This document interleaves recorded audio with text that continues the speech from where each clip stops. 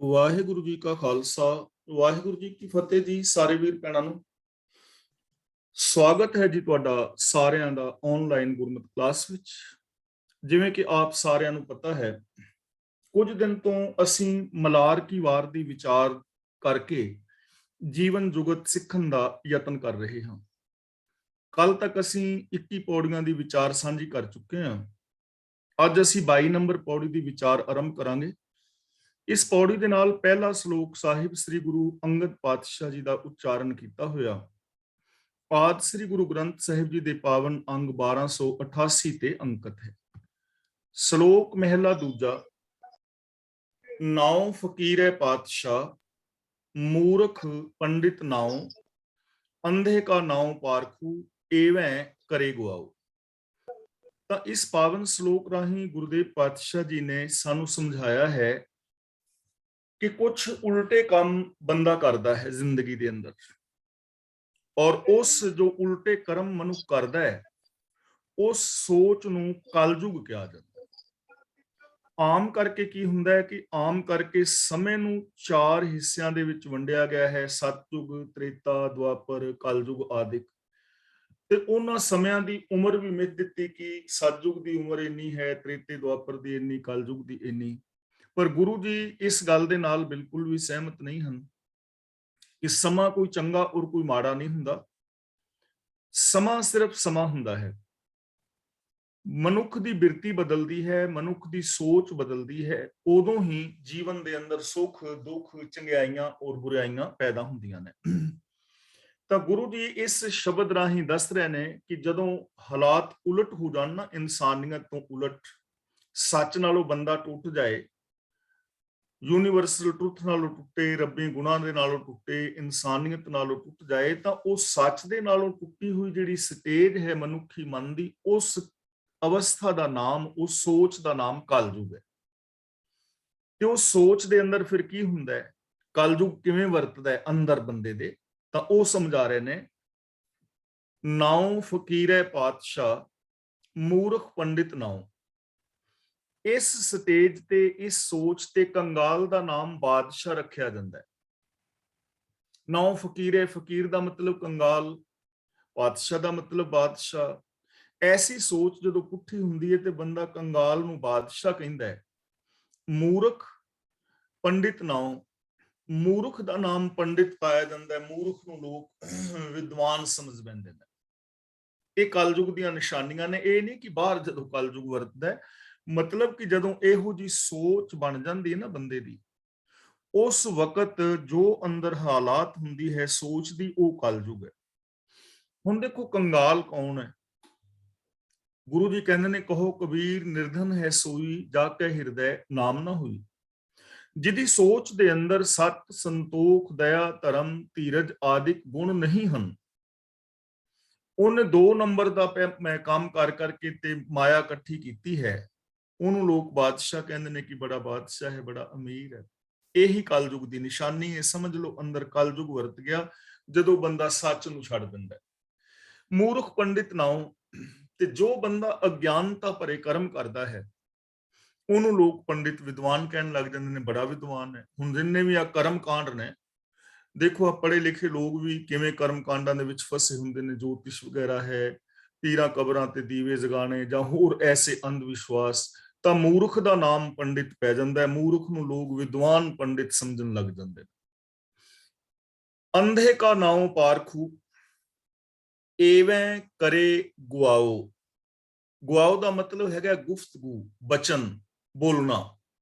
ਐਵੇਂ ਦਾ ਮਤਲਬ ਇਸ ਤਰ੍ਹਾਂ। ਪਾਰਖੂ ਦਾ ਮਤਲਬ ਚੰਗੀ ਪਰਖ ਕਰਨ ਵਾਲਾ, ਜਿਹੜਾ ਬੰਦਾ ਪਰਖ ਕਰ ਸਕਦਾ ਹੋਵੇ। ਗੁਰੂ ਸਾਹਿਬ ਕਹਿੰਦੇ ਨੇ, ਜੋ ਅਗਿਆਨ ਕਰਕੇ ਅੰਧਾ ਹੈ ਉਹਨੂੰ ਪਾਰਖੂ ਸਮਝ ਲਿਆ ਜਾਂਦਾ ਹੈ।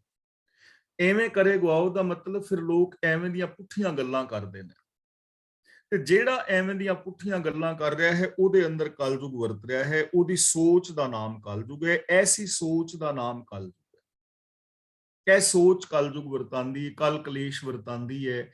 ਐਸੀ ਸੋਚ ਕਰਕੇ ਕਰਮ ਕਾਂਡ ਫੈਲਦੇ ਨੇ।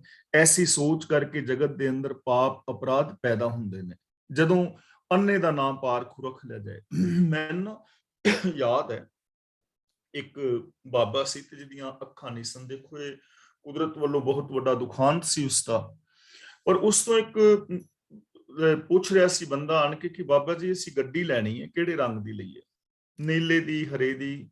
ਉਹ ਕਹਿਣ ਲੱਗਾ ਨਾ ਨਾ ਨਾ ਨਾ, ਨੀਲਾ ਰੰਗ ਨਾ ਲਿਓ, ਉਹਦੀ ਸ਼ਾਈਨਿੰਗ ਨਹੀਂ ਹੁੰਦੀ, ਹਰਾ ਰੰਗ ਲਿਓ। ਹੁਣ ਦੇਖੋ ਆਦਮੀ ਅੰਧਾ ਹੈ, ਉਹਨੇ ਵਿਚਾਰੇ ਨੇ ਰੰਗ ਵੇਖੇ ਤੱਕ ਨਹੀਂ ਹਨ, ਰੰਗਾਂ ਦਾ ਪਤਾ ਨਹੀਂ ਵੀ ਰੰਗ ਹੁੰਦੇ ਕੀ ਨੇ, ਤੇ ਉਹਦੇ ਤੋਂ ਰੰਗ ਪੁੱਛੇ ਜਾ ਰਹੇ ਨੇ। ਇਹ ਆਮ ਦੁਨਿਆਵੀ ਇੱਕ ਗੱਲ ਹੈ। ਇਸੇ ਤਰ੍ਹਾਂ ਜਿਸ ਬੰਦੇ ਨੂੰ ਜੀਵਨ ਜੁਗਤ ਬਾਰੇ ਨਹੀਂ ਪਤਾ, ਜਿਨੇ ਆਪ ਜ਼ਿੰਦਗੀ ਜੀਵੀ ਨਹੀਂ, ਤੇ ਉਹਦੇ ਤੋਂ ਬੰਦਾ ਜ਼ਿੰਦਗੀ ਜੀਣ ਦੇ ਢੰਗ ਪੁੱਛੇ, ਇਹਨੂੰ ਕਹਿੰਦੇ ਨੇ ਅੰਧੇ ਕਾ ਨਾਉ ਪਾਰਖੂ, ਪਰਖ ਕਰਕੇ ਦੱਸੇ। ਗੁਰੂ ਜੀ ਨੇ ਦੇਖੋ ਬੜੇ ਪਿਆਰ ਨਾਲ ਸਾਨੂੰ ਸਮਝਾਇਆ ਨਾ, ਕਾਦੀ ਕੂੜ ਬੋਲ ਮਲ ਖਾਏ, ਬਾਮਣ ਨਾਵੇ ਜੀਆਂ ਕਾਏ, ਜੋਗੀ ਜੁਗਤ ਨਾ ਜਾਣੈ ਅੰਧ, ਤੀਨੇ ਉਜਾੜੇ ਕਾ ਬੰਦ। ਕਿ ਆਪ ਚੰਗੀ ਜੀਵਨ ਜੁਗਤ ਨਹੀਂ ਜਾਣ ਰਹੇ, ਲੋਕਾਂ ਦੇ ਰਾਹ ਦਸੇਰੇ ਬਣੇ ਹੋਏ ਨੇ। ਇਸੇ ਤਰ੍ਹਾਂ ਜਿਨ੍ਹਾਂ ਨੇ ਆਪ ਜੀਵਨ ਜੁਗਤ ਨੂੰ ਨਹੀਂ ਅਪਣਾਇਆ, ਹੁਣ ਬਹੁਤ ਸਾਰੇ ਬਾਬੇ ਨੇ ਜਿਨ੍ਹਾਂ ਨੇ ਗ੍ਰਸਥ ਨੂੰ ਅਪਣਾਇਆ ਹੀ ਨਹੀਂ ਹੈ, ਤੇ ਉਹ ਗ੍ਰਸਤੀਆਂ ਨੂੰ ਸਿੱਖਿਆ ਦੇਣ, ਜਾਂ ਗ੍ਰਸਤੀ ਉਹਨਾਂ ਤੋਂ ਜਾ ਕੇ ਸਿੱਖਿਆ ਲੈਣ ਵੀ ਸਾਡਾ ਘਰ ਗ੍ਰਸਤੀ ਨੂੰ ਕਿਵੇਂ ਚਲਾਈਏ, ਤਾਂ ਕਿਵੇਂ ਹੋ ਸਕੇਗਾ? ਕਿਉਂਕਿ ਉਹਨਾਂ ਨੇ ਆਪ ਚਲਾਇਆ ਹੀ ਨਹੀਂ, ਤਜਰਬਾ ਨਹੀਂ ਹੈ ਨਾ। ਇਸ ਲਈ ਜਿਸ ਚੀਜ਼ ਬਾਰੇ ਪਰਖ ਨਹੀਂ ਹੈ, ਉਹਦੀ ਪਰਖ ਉਸ ਬੰਦੇ ਤੋਂ ਕਰਵਾਣੀ ਕਿ ਜਿਹਨੂੰ ਉਹਦੇ ਬਾਰੇ ਪਤਾ ਹੀ ਨਹੀਂ ਹੈ। 2 ਮਿੰਟ ਵਾਸਤੇ ਹੁਣ ਮੈਂ ਹਾਂ, ਮੇਰੇ ਕੋਲ ਹੁਣ ਤੁਸੀਂ ਸੋਨਾ ਲੈ ਆਓ, ਤੇ ਮੈਂ ਤੁਹਾਨੂੰ ਸੋਨੇ ਬਾਰੇ ਦੱਸਾਂ ਕਿ ਇਹ ਨਕਲੀ ਹੈ ਜਾਂ ਅਸਲੀ ਹੈ, ਤਾਂ ਇਹ ਮੂਰਖਤਾ ਹੋਏਗੀ, ਕਿਉਂਕਿ ਮੇਰੇ ਕੋਲ ਨਾ ਕਸਵੱਟੀ ਹੈ। ਜੇ ਕਸਵੱਟੀ ਹੋਵੇ ਵੀ ਤਾਂ ਮੈਨੂੰ ਪਰਖਣ ਦਾ ਪਤਾ ਨਹੀਂ ਹੈ ਸੋਨੇ ਬਾਰੇ। ਤਾਂ ਜੇ ਮੇਰੇ ਤੋਂ ਸੋਨੇ ਦੀ ਪਰਖ ਕਰਾਓਗੇ ਤਾਂ ਧੋਖਾ ਹੀ ਖਾਓਗੇ ਨਾ। ਤਾਂ ਗੁਰੂ ਜੀ ਕਹਿੰਦੇ ਨੇ ਜੋ ਅਗਿਆਨੀ ਅੰਧਾ ਹੈ, ਜਿਸ ਨੂੰ ਆਤਮਿਕ ਜੀਵਨ ਦੀ ਸੂਝ ਨਹੀਂ, ਉਹਨੂੰ ਪਾਰਖੂ ਸਮਝ ਲਿਆ ਜਾਂਦਾ ਹੈ। ਜਦੋਂ ਬੰਦੇ ਐਵੇਂ ਦੀਆਂ ਪੁੱਠੀਆਂ ਗੱਲਾਂ ਕਰਨ ਤਾਂ ਸਮਝ ਲਓ ਉਹਨਾਂ ਦੇ ਅੰਦਰ ਕਲਯੁਗ ਵਰਤ ਰਿਹਾ ਹੈ, ਉਹਨਾਂ ਦੀ ਜਿਹੜੀ ਬਿਰਤੀ ਹੈ ਕਲਯੁਗੀ ਹੈ। ਇੱਥੇ ਬਸ ਨਹੀਂ, ਇੱਲਤ ਕਾ ਨਾਉ ਚੌਧਰੀ, ਕੂੜੀ ਪੂਰੇ ਥਾਉ। ਇੱਲਤ ਦਾ ਮਤਲਬ ਇੱਲਤ ਕਰਨੀ, ਸ਼ਰਾਰਤਾਂ ਕਰਨੀਆਂ। ਅਸੀਂ ਕਹਿੰਦੇ ਫੁਲਾ ਬੰਦਾ, ਬੱਚਾ ਬੜਾ ਇੱਲਤੀ ਹੈ, ਸ਼ਰਾਰਤੀ ਹੈ। ਸ਼ਰਾਰਤਾਂ ਜਿਹੜਾ ਬੰਦਾ ਕਰਦਾ ਹੈ, ਸ਼ਰਾਰਤਾਂ ਕਰਨ ਵਾਲੇ ਬੰਦੇ ਦਾ ਨਾਮ ਚੌਧਰੀ ਪੈ ਜਾਂਦਾ, ਉਹਨੂੰ ਲੋਕ ਕਹਿੰਦੇ ਨੇ ਚੌਧਰੀ ਹੈ। ਚੌਧਰੀ ਆਮ ਜਿਹੜੇ ਬੰਦੇ ਨੇ, ਚੌਧਰੀ ਲੋਕ, ਉਹ ਸ਼ਰਾਰਤਾਂ ਕਰ ਰਹੇ ਨੇ, ਜਿਹੜੇ ਆਗੂ ਨੇ ਉਹ ਸ਼ਰਾਰਤਾਂ ਕਰ ਰਹੇ ਨੇ, ਉਹਨਾਂ ਨੂੰ ਲੋਕ ਚੌਧਰੀ ਕਹਿਣ ਲੱਗ ਜਾਂਦੇ ਨੇ ਕਿ ਚੌਧਰੀ ਹੈ। ਕੂੜੀ ਪੂਰੇ ਥਾਓ, ਕੂੜੀ ਦਾ ਮਤਲਬ ਝੂਠੀ ਜਨਾਨੀ, ਜਿਹੜੀ ਔਰਤ ਝੂਠ ਬੋਲਦੀ ਹੈ, ਫਰੇਬ ਕਰਦੀ ਹੈ। ਪੂਰੇ ਥਾਂ ਦਾ ਮਤਲਬ ਸਭ ਤੋਂ ਅੱਗੇ ਥਾਂ ਮੱਲ ਕੇ ਬੈਠੀ ਹੁੰਦੀ ਹੈ, ਨਿੰਦਾ ਚੁਗਲੀ ਕਰਨ ਵਾਲੀ, ਉਹ ਸਾਰਿਆਂ ਤੋਂ ਅੱਗੇ ਥਾਂ ਮੱਲ ਬੈਠੇ। ਜਦੋਂ ਇੱਕ ਇਲਤੀ ਸ਼ਰਾਰਤੀ ਬੰਦੇ ਨੂੰ ਚੌਧਰੀ ਸਮਝ ਲਿਆ ਜਾਏ ਬੰਦਿਆਂ ਦੇ ਵਿੱਚ, ਤੇ ਔਰਤਾਂ ਦੇ ਅੰਦਰ ਜਿੱਥੇ ਝੂਠੀਆਂ ਔਰਤਾਂ ਸਮਾਜ ਦੀ ਅਗਵਾਈ ਕਰਨ ਲੱਗ ਜਾਣ, ਤਾਂ ਉਦੋਂ ਸਮਝ ਲਓ ਅੰਦਰ ਕਲਯੁਗ ਵਰਤ ਗਿਆ ਹੈ ਬੰਦੇ ਦੇ। ਇਹ ਕਲਯੁਗੀ ਨਿਸ਼ਾਨੀਆਂ ਨੇ। ਉਦੋਂ ਫਿਰ ਸਮਾਜ ਵਿੱਚ ਕਲ ਕਲੇਸ਼ ਪੈਂਦੀ ਹੈ, ਉਦੋਂ ਜੀਵਨ ਦੇ ਅੰਦਰ ਦੁਖਾਂਤ ਵਾਪਰਦੇ ਨੇ। ਨਾਨਕ ਗੁਰਮੁਖ ਜਾਣੀਐ ਕਲ ਕਾ ਇਹ ਨਿਆਉ। ਨਿਆਉ ਦਾ ਮਤਲਬ ਨਿਆਂ, ਇਨਸਾਫ। ਹੁਣ ਇਸ ਚੀਜ਼ ਦੀ ਸਮਝ ਕਿਵੇਂ ਲੱਗਦੀ ਹੈ? ਗੁਰੂ ਜੀ ਕਹਿੰਦੇ ਨੇ ਇਹ ਹੈ ਕਲਯੁਗ ਦਾ ਨਿਆਂ। ਭਾਵ ਜਿੱਥੇ ਇਹੋ ਜਿਹਾ ਰਵਈਆ ਵਰਤ ਰਿਹਾ ਹੈ ਉੱਥੇ ਕਲਯੁਗ ਹੈ, ਜਿੱਥੇ ਇਹੋ ਜਿਹੇ ਕਰਮ ਹੋ ਰਹੇ ਨੇ ਉੱਥੇ ਕਲਯੁਗ ਹੈ। ਸਾਰਾ ਕਲਯੁਗ ਨਹੀਂ ਹੈ ਕਿ ਸਾਰਾ ਦੁਨੀਆ ਮਾੜੀ ਹੈ। ਜਿੱਥੇ ਐਸੇ ਵਰਤਾਰੇ ਨੇ ਉਹਨੂੰ ਕਲਯੁਗ ਕਿਹਾ। ਤੇ ਗੁਰੂ ਜੀ ਕਹਿੰਦੇ ਨੇ ਗੁਰੂ ਦੇ ਸਨਮੁਖ ਹੋਇਆਂ ਇਹ ਸਮਝ ਪੈਂਦੀ ਹੈ, ਨਾਨਕ ਗੁਰਮੁਖ ਜਾਣੀਐ। ਗੁਰੂ ਦੇ ਸਨਮੁਖ ਹੋਇਆਂ, ਗੁਰੂ ਦੇ ਚਰਨਾਂ ਦੀ ਸ਼ਰਨ ਲਿਆਂ, ਇਹ ਸਮਝ ਪੈਂਦੀ ਹੈ ਕਿ ਐਸੇ ਰਵਈਏ ਵਾਲੇ ਲੋਕ ਮਾੜੇ ਨੇ। ਮਨ ਦੇ ਪਿੱਛੇ ਤੁਰਨ ਵਾਲੇ, ਇਹ ਵਤੀਰਾ ਮਾੜਾ ਹੈ। ਮਨ ਦੇ ਪਿੱਛੇ ਤੁਰਨ ਵਾਲੇ ਲੋਕ ਇਸ ਰਵਈਏ ਦੇ ਆਦੀ ਬਣ ਜਾਂਦੇ ਨੇ, ਉਹਨਾਂ ਦੀ ਜਿਹੜੀ ਬਿਰਤੀ ਹੈ ਉਹ ਕਲਯੁਗੀ ਬਣ ਜਾਂਦੀ ਹੈ। ਇਹਦੀ ਸਮਝ ਗੁਰੂ ਰਾਹੀਂ ਆਉਂਦੀ ਹੈ। ਗੁਰਬਾਣੀ ਨੂੰ ਪੜ੍ਹ ਕੇ, ਵਿਚਾਰ ਕੇ, ਸਮਝ ਕੇ, ਜੀ ਕੇ, ਗੁਰੂ ਗਿਆਨ ਮੁਤਾਬਕ ਜ਼ਿੰਦਗੀ ਜੀਣ ਕੇ ਇਸ ਚੀਜ਼ ਦੀ ਸਮਝ ਆਉਂਦੀ ਹੈ, ਹੋਰ ਕਿਤੋਂ ਸਮਝ ਨਹੀਂ ਆਉਂਦੀ। ਇਸ ਲਈ ਜੇ ਅਸੀਂ ਆਪਣੇ ਜੀਵਨ ਦੇ ਅੰਦਰ ਸਤ, ਸੰਤੋਖ, ਦਇਆ, ਧਰਮ ਚਾਹੁੰਦੇ ਹਾਂ ਕਿ ਸਾਡਾ ਜੀਵਨ ਸਤਜੁਗੀ ਹੋ ਜਾਏ, ਸਾਡੀ ਬਿਰਤੀ ਸਤਜੁਗੀ ਹੋ ਜਾਏ, ਸਾਡਾ ਪਰਸਨਲ ਜੀਵਨ ਜਾਂ ਸਾਡਾ ਫੈਮਿਲੀ ਜੋ ਲਾਈਫ ਹੈ ਸਾਡੀ, ਜਾਂ ਸਮਾਜ ਹੈ, ਇਹਦੇ ਅੰਦਰ ਸ਼ਾਂਤੀ ਵਰਤੇ, ਤਾਂ ਸਾਨੂੰ ਇਹ ਚਾਰੀਆਂ ਚੀਜ਼ਾਂ, ਸਾਰੀ ਬਿਰਤੀ ਨੂੰ ਬਦਲਣਾ ਪਵੇਗਾ। ਜਿੰਨੇ ਵੀ ਸ਼ਰਾਰਤੀ ਟਾਈਪ ਦੇ ਆਗੂ ਨੇ, ਇਹਨਾਂ ਨੂੰ ਹਟਾਉਣਾ ਹੋਵੇਗਾ, ਸੱਚ ਦੇ ਨਾਲ ਜੁੜਨਾ ਹੋਵੇਗਾ, ਔਰ ਉਹਦੇ ਵਾਸਤੇ ਸ਼ੁਰੂਆਤ ਸਾਨੂੰ ਹਰ ਬੰਦੇ ਨੂੰ ਆਪਣੇ ਆਪ ਤੋਂ ਕਰਨੀ ਹੋਵੇਗੀ, ਤਾਂ ਹੀ ਇਹ ਜੀਵਨ ਬਦਲ ਸਕਦਾ ਹੈ। ਨਹੀਂ ਤਾਂ ਇਸ ਤਰ੍ਹਾਂ ਅੰਦਰ ਜਿਹੜੀ ਇਹ ਕਲਯੁਗ ਦੀ ਬਿਰਤੀ ਵਰਤਦੀ ਹੈ, ਤੇ ਜਦੋਂ ਅੰਦਰ ਸੋਚ ਕਲਯੁਗੀ ਹੋ ਜਾਏ ਤਾਂ ਉਦੋਂ ਬਾਹਰ ਆਟੋਮੈਟਿਕਲੀ ਦੁੱਖ, ਅਸ਼ਾਂਤੀ ਔਰ 2 ਨੰਬਰ ਦੇ ਧੰਦੇ ਵਾਪਰ ਜਾਂਦੇ ਨੇ। ਮਹਿਲਾ ਪਹਿਲਾ, ਹਰਣਾ ਬਾਜਾਂ ਤੈ ਸਿਕਦਾਰਾਂ, ਇਹਨਾਂ ਪੜਿਆ ਨਾਉ। ਤੈ ਦਾ ਮਤਲਬ ਅਤੇ, ਸਿਕਦਾਰ ਦਾ ਮਤਲਬ ਹੈ ਅਹਲਕਾਰ। ਇਹਨਾਂ ਪੜਿਆ ਨਾਉ ਦਾ ਮਤਲਬ ਇਹਨਾਂ ਦਾ ਨਾਮ ਹੈ ਪੜੇ ਹੋਏ, ਇਹਨਾਂ ਦਾ ਨਾਮ ਪੜੇ ਹੋਏ ਹੈ। ਹਿਰਨ ਵੀ, ਬਾਜ ਵੀ, ਔਰ ਸਿਕਦਾਰ ਦਾ ਮਤਲਬ ਜਿਹੜੇ ਅਹਲਕਾਰ ਨੇ ਰਾਜਿਆਂ ਬਾਦਸ਼ਾਹਾਂ ਦੇ। ਇਹ ਚੀਜ਼ ਥੋੜਾ ਜਿਹਾ ਸਮਝ ਲੈਣਾ। ਸ਼ਿਕਾਰੀ ਲੋਕ ਜੋ ਨੇ ਨਾ, ਹਿਰਨ ਦੇ ਬੱਚੇ ਨੂੰ ਟ੍ਰੇਨਡ ਕਰਦੇ ਨੇ। ਹਿਰਨ ਦੇ ਬੱਚੇ ਨੂੰ, ਹਿਰਨ ਨੂੰ ਟ੍ਰੇਨਡ ਕੀਤਾ ਜਾਂਦਾ ਹੈ। ਉਸ ਟ੍ਰੇਨਡ ਕੀਤੇ ਹਿਰਨ ਨੂੰ ਜੰਗਲ ਵਿੱਚ ਛੱਡ ਦਿੱਤਾ ਜਾਂਦਾ ਹੈ। ਉਹ ਬਾਕੀ ਦੇ ਹਿਰਨਾਂ ਦੇ ਵਿੱਚ ਜਾਂਦਾ ਹੈ ਤੇ ਉਹਨਾਂ ਨੂੰ ਪ੍ਰੇਰ ਕੇ ਸ਼ਿਕਾਰੀ ਵਾਲੇ ਪਾਸੇ ਲਿਆਉਂਦਾ ਹੈ। ਅੱਗੇ ਜਾਲ ਲਾਇਆ ਹੁੰਦਾ ਹੈ ਤੇ ਉਹ ਬਾਕੀ ਦੇ ਹਿਰਨ ਜਿਹੜੇ ਨੇ ਜਾਲ ਵਿੱਚ ਫਸ ਜਾਂਦੇ ਨੇ, ਤੇ ਸ਼ਿਕਾਰੀ ਜਿਹੜਾ ਹੈ ਉਹ ਟ੍ਰੇਨਡ ਕੀਤੇ ਬੱਚੇ ਨੂੰ ਫਿਰ ਛੱਡ ਦਿੰਦਾ ਹੈ, ਬਾਕੀ ਦਿਆਂ ਨੂੰ ਫੜ ਲੈਂਦਾ ਹੈ। ਉਹ ਆਪਣੇ ਜਾਤ ਦੇ ਲੋਕਾਂ ਨੂੰ ਫਸਾਉਂਦਾ ਹੈ। ਇਸੇ ਤਰ੍ਹਾਂ ਬਾਜ ਨੂੰ ਟ੍ਰੇਨਡ ਕੀਤਾ ਜਾਂਦਾ ਹੈ। ਬਾਜ ਫੜਨ ਵਾਲੇ, ਉਹ ਬਾਜ ਨੂੰ ਟ੍ਰੇਨ ਕਰਕੇ ਛੱਡਦੇ ਨੇ, ਦੂਜੇ ਬਾਜਾਂ ਨੂੰ ਲਿਆਉਂਦਾ ਹੈ ਤੇ ਉਹ ਬਾਜ ਜਿਹੜੇ ਨੇ ਉਹ ਫੜੇ ਜਾਂਦੇ ਨੇ। ਇਸ ਤਰ੍ਹਾਂ ਫੜਨ ਵਾਲੇ ਜਿਹੜੇ ਨੇ ਕਰਦੇ ਨੇ। ਤੇ ਇੱਥੇ ਸਿਕਦਾਰ ਦਾ ਮਤਲਬ ਹੈ ਜਿਹੜੇ ਅਹਲਕਾਰ ਨੇ ਬਾਦਸ਼ਾਹ ਦੇ। ਹੁਣ ਉਹ ਪੜ੍ਹੇ ਲਿਖੇ ਲੋਕ ਨੇ, ਜਿਵੇਂ ਹਿਰਨ ਔਰ ਬਾਜ ਨੂੰ ਪੜ੍ਹਿਆ ਗਿਆ ਹੈ ਨਾ, ਵੀ ਟ੍ਰੇਨਡ ਕੀਤੇ ਹੋਏ, ਸਿਖਾਏ ਹੋਏ, ਐਵੇਂ ਜਿਹੜੇ ਅਹਲਕਾਰ ਨੇ ਉਹਨਾਂ ਦੀ ਗੱਲ ਹੁਣ ਗੁਰੂ ਜੀ ਕਰ ਰਹੇ ਨੇ ਕਿ ਗਿਜਾਇਆ ਹੋਇਆ ਹਰਨ ਔਰ ਬਾਜ ਆਪਣੇ ਹੀ ਭਰਾਵਾਂ ਨੂੰ ਲਿਆ ਕੇ ਫਸਾ ਦਿੰਦਾ ਹੈ। ਇਸੇ ਤਰ੍ਹਾਂ ਜਿਹੜਾ ਅਹਲਕਾਰ ਹੈ ਆਪਣੇ ਹਮ ਜਿਨਸੀ ਮਨੁੱਖਾਂ ਦਾ ਲਹੂ ਪੀਂਦਾ ਹੈ, ਬਾਦਸ਼ਾਹ ਦਾ ਪ੍ਰੇਰਿਆ ਹੋਇਆ, ਆਪਣੇ ਹੀ ਭਰਾਵਾਂ ਤੋਂ, ਆਪਣੇ ਦੇਸ਼ ਦੇ ਵਾਸੀਆਂ ਤੋਂ ਰਿਸ਼ਵਤ ਲੈਂਦਾ ਹੈ ਔਰ ਉਹਨਾਂ ਲੋਕਾਂ ਨੂੰ ਫਸਾਉਂਦਾ ਹੈ, ਰਿਸ਼ਵਤ ਆਦਿਕ ਲੈਂਦਾ ਹੈ ਤੇ ਆਪਣੇ ਹੀ ਹਮ ਜਿਨਸੀ ਲੋਕਾਂ ਦਾ ਖੂਨ ਪੀਂਦਾ ਹੈ। ਇਹ ਅਹਲਕਾਰਾਂ ਦੀ ਅਫਸਰਸ਼ਾਹੀ ਦੀ ਗੱਲ ਹੈ। ਫਾਂਧੀ ਲੱਗੀ ਜਾਤ ਫਹਾਇਨ, ਅੱਗੇ ਨਾ ਹੀ ਥਾਉ। ਫਾਂਧੀ ਦਾ ਮਤਲਬ ਫਾਹੀ, ਅੱਗੇ ਦਾ ਮਤਲਬ ਆਉਣ ਵਾਲੇ ਸਮੇਂ, ਫਿਊਚਰ ਦੇ ਅੰਦਰ। ਜਾਤ ਫਹਾਇਨ ਦਾ ਮਤਲਬ ਫਹਾਈ ਜਾਂਦੇ ਨੇ, ਫਹਾਈ ਜਾਂਦੇ ਨੇ, ਫਸਾਈ ਜਾਂਦੇ ਨੇ। ਪਰ ਗੁਰੂ ਪਾਤਸ਼ਾਹ ਜੀ ਕਹਿੰਦੇ ਨੇ ਇਹ ਵਿਦਿਆ ਕਾਦੀ, ਫਾਹੀ ਲੱਗੀ ਹੋਈ ਹੈ ਤੇ ਜਿਹਦੇ ਵਿੱਚ ਆਪਣੇ ਹੀ ਜਾਤ ਦੇ, ਆਪਣੇ ਹੀ ਜਿਨਸ ਦੇ ਲੋਕਾਂ ਨੂੰ ਫਸਾਈ ਜਾਂਦੇ ਨੇ। ਜਿਵੇਂ ਹਿਰਨ ਹੈ ਤੇ ਟ੍ਰੇਨਡ ਹੋਇਆ ਹੈ, ਉਹਨੂੰ ਸਿਖਾਇਆ ਗਿਆ ਹੈ ਤੇ ਆਪਣੇ ਹੀ ਹਿਰਨ ਭਰਾਵਾਂ ਨੂੰ ਲਿਆ ਕੇ ਫਾਹੀ ਵਿੱਚ ਫਸਾ ਰਿਹਾ ਹੈ। ਬਾਜ ਨੂੰ ਸਿਖਾਇਆ ਗਿਆ ਹੈ, ਆਪਣੇ ਹੀ ਹਮ ਜਿਨਸੀ ਬਾਜਾਂ ਨੂੰ ਲਿਆ ਕੇ ਫਸਾ ਰਿਹਾ ਹੈ। ਤੇ ਗੁਰੂ ਜੀ ਕਹਿੰਦੇ ਨੇ ਇਸੇ ਤਰ੍ਹਾਂ ਜੋ ਰਿਸ਼ਵਤਖੋਰ ਲੋਕ ਨੇ ਉਹ ਆਪਣੇ ਹੀ ਭਰਾਵਾਂ ਨੂੰ ਫਸਾਈ ਜਾ ਰਹੇ ਨੇ, ਉੱਥੋਂ ਹੀ ਉਹਨਾਂ ਦਾ ਖੂਨ ਪੀ ਰਹੇ ਨੇ ਤੇ ਉੱਤੇ ਬਾਦਸ਼ਾਹ ਤੱਕ ਪਹੁੰਚਾ ਰਹੇ ਨੇ। ਜਿਵੇਂ ਕਿ ਆਮ ਰਿਸ਼ਵਤਖੋਰਾਂ ਦੀ ਉੱਤੋਂ ਤੱਕ ਪਹੁੰਚ ਹੁੰਦੀ ਹੈ, ਉਹਨਾਂ ਨੂੰ ਫਹਾਉਂਦੇ ਨੇ। ਤੇ ਗੁਰੂ ਜੀ ਅਗਲਾ ਬਚਨ ਕਰਦੇ ਨੇ, ਸੋ ਪੜੇ ਅੱਗੇ ਨਾ ਹੀ ਥਾਉ। ਅੱਗੇ ਨਾ ਹੀ ਥਾਉ ਦਾ ਮਤਲਬ ਅੱਗੇ ਫਿਊਚਰ ਦੇ ਅੰਦਰ, ਰੱਬੀ ਦਰਗਾਹ ਦੇ ਅੰਦਰ ਉਹਨਾਂ ਨੂੰ ਥਾਂ ਨਹੀਂ ਮਿਲਦੀ, ਉਹਨਾਂ ਨੂੰ ਟਿਕਾਣਾ ਨਹੀਂ ਮਿਲਦਾ, ਮਾਣ ਆਦਰ ਨਹੀਂ ਮਿਲਦਾ। ਅੱਗੇ ਦਾ ਮਤਲਬ ਜਿੱਥੇ ਪਰਖ ਹੁੰਦੀ ਹੈ ਇਨਸਾਨੀਅਤ ਦੀ, ਤਾਂ ਫਿਰ ਐਸੇ ਲੋਕਾਂ ਨੂੰ ਕਿਤੇ ਵੀ ਸ਼ਾਂਤੀ ਨਹੀਂ ਮਿਲਦੀ ਹੈ, ਐਸੇ ਲੋਕਾਂ ਨੂੰ ਮਾਣ ਆਦਰ ਸਤਿਕਾਰ ਨਹੀਂ ਮਿਲਦਾ। ਬੇਸ਼ੱਕ ਉੱਤੋਂ ਲੋਕ ਆਦਰ ਕਰਦੇ ਨੇ।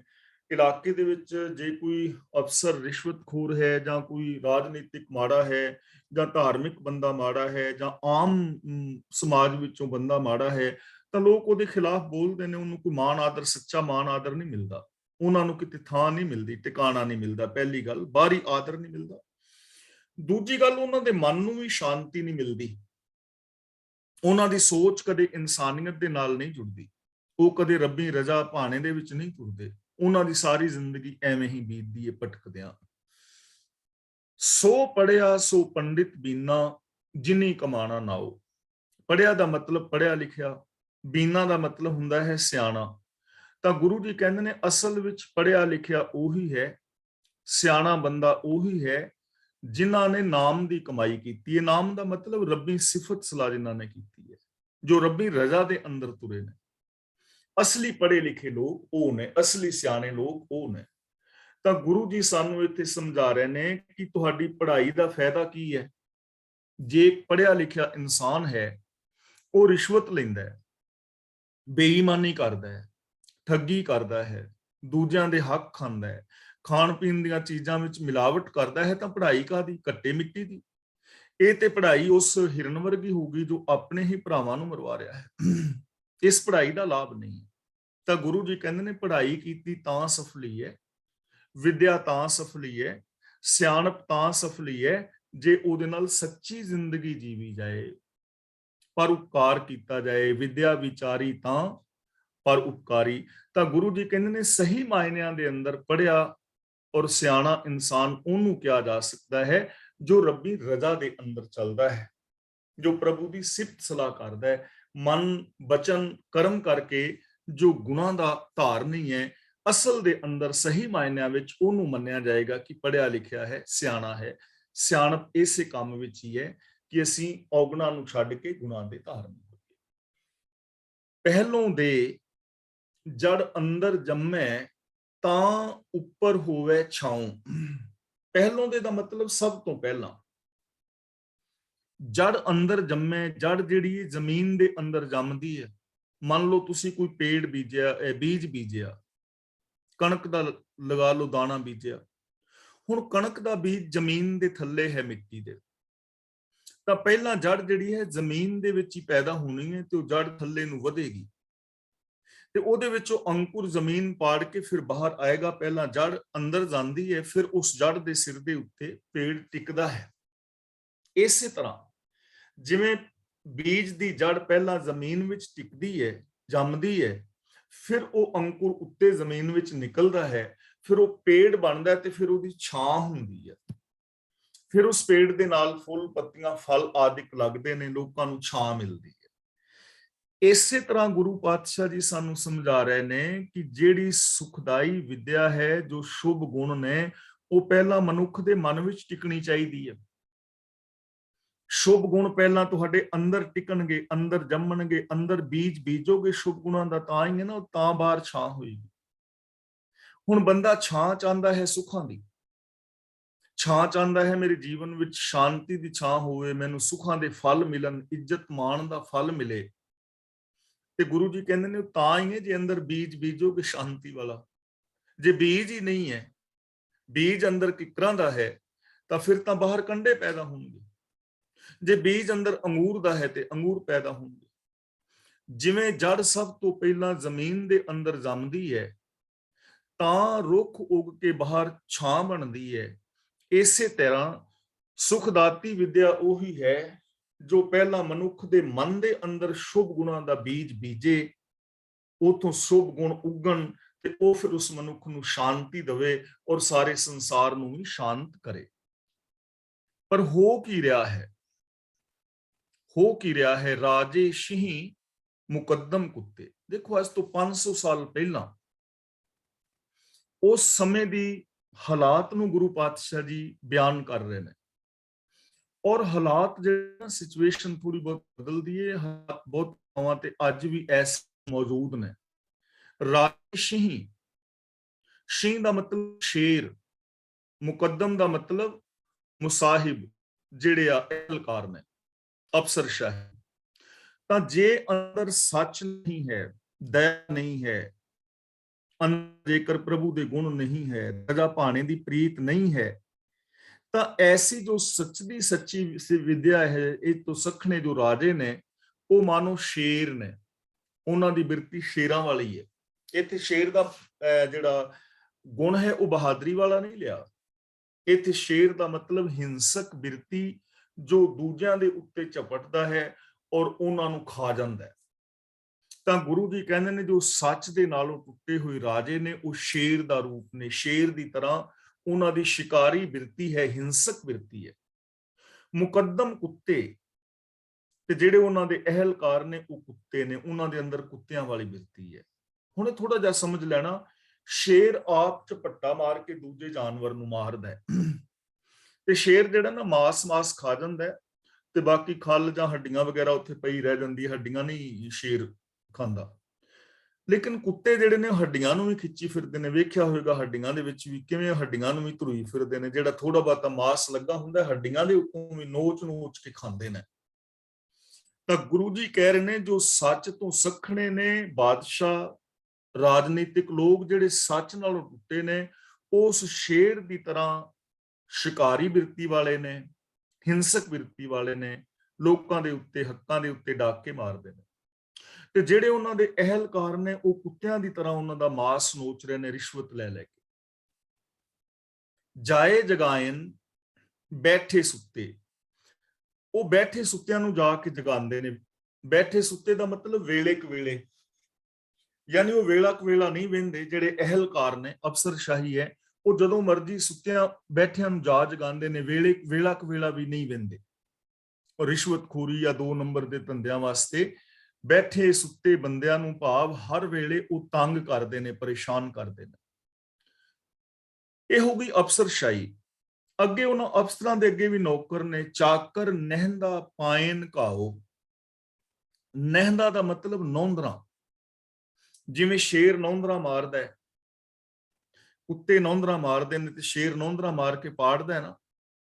ਤਾਂ ਗੁਰੂ ਜੀ ਕਹਿੰਦੇ ਨੇ ਰਾਜੇ ਸ਼ੇਰ ਦਾ ਰੂਪ ਨੇ, ਅਫਸਰਸ਼ਾਹੀ ਜੋ ਅਹਿਲਕਾਰ ਨੇ ਸੱਚ ਨਾਲੋਂ ਟੁੱਟੇ ਹੋਏ ਉਹ ਕੁੱਤੇ ਬਿਰਤੀ ਵਾਲੇ ਨੇ, ਤੇ ਜਿਹੜੇ ਅੱਗੋਂ ਨੌਕਰ ਨੇ ਸੱਚ ਨਾਲੋਂ ਟੁੱਟੇ ਹੋਏ ਉਹ ਇਹਨਾਂ ਦੀਆਂ ਨੌਂਦਰਾਂ ਨੇ, ਸ਼ੇਰ ਦੀਆਂ, ਅਹਿਲਕਾਰਾਂ ਦੀਆਂ, ਅਫਸਰਸ਼ਾਹੀ ਦੀਆਂ ਨੌਂਦਰਾਂ ਨੇ ਜੋ ਲੋਕਾਂ ਦਾ ਘਾਤ ਕਰਦੀਆਂ ਨੇ। ਪਾਇਨ ਘਾਓ, ਘਾਓ ਦਾ ਮਤਲਬ ਜ਼ਖਮ, ਜੋ ਲੋਕਾਂ ਦੇ ਉੱਤੇ ਜ਼ਖਮ ਕਰਦੇ ਨੇ।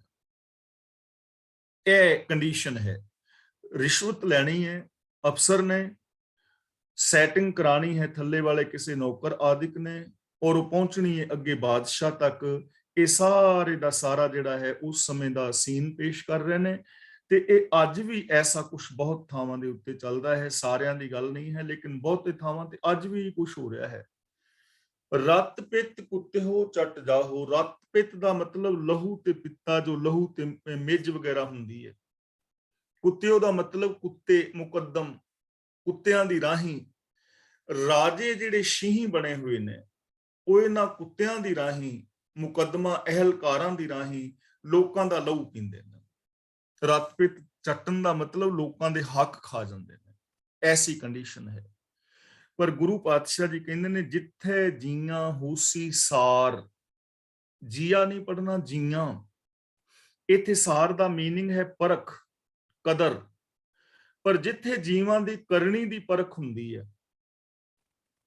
ਜਿੱਥੇ ਜੀਵਾਂ ਦੀ ਕਰਨੀ ਦੀ ਪਰਖ ਹੁੰਦੀ ਹੈ। ਹੁਣ ਜੇ ਸੱਚ ਨੂੰ ਬੇਸ ਬਣਾ ਕੇ ਅਸੀਂ ਆਪਣੇ ਮਨ ਦੇ ਅੰਦਰ ਸੋਚੀਏ ਕਿ ਇਨਸਾਨੀਅਤ ਕੀ ਹੈ, ਜਿੱਥੇ ਇਨਸਾਨਾਂ ਦੀ ਪਰਖ ਕੀਤੀ ਜਾਏ ਕਿ ਚੰਗੇ ਇਨਸਾਨ ਕੌਣ ਨੇ। ਨੱਕੀ ਵੱਢੀ ਲਾਏ ਤਵਾਰ। ਲਾਏ ਤਵਾਰ ਦਾ ਮਤਲਬ ਲਾ ਇਤਵਾਰ, ਬੇਵਿਸ਼ਵਾਸੇ ਬੰਦੇ, ਬੇਇਤਬਾਰੇ ਬੰਦੇ। ਨੱਕੀ ਵੱਢੀ ਦਾ ਮਤਲਬ ਵੱਡੇ ਨੱਕਾਂ ਦੇ ਨਾਲ, ਨੱਕ ਵੱਡੇ।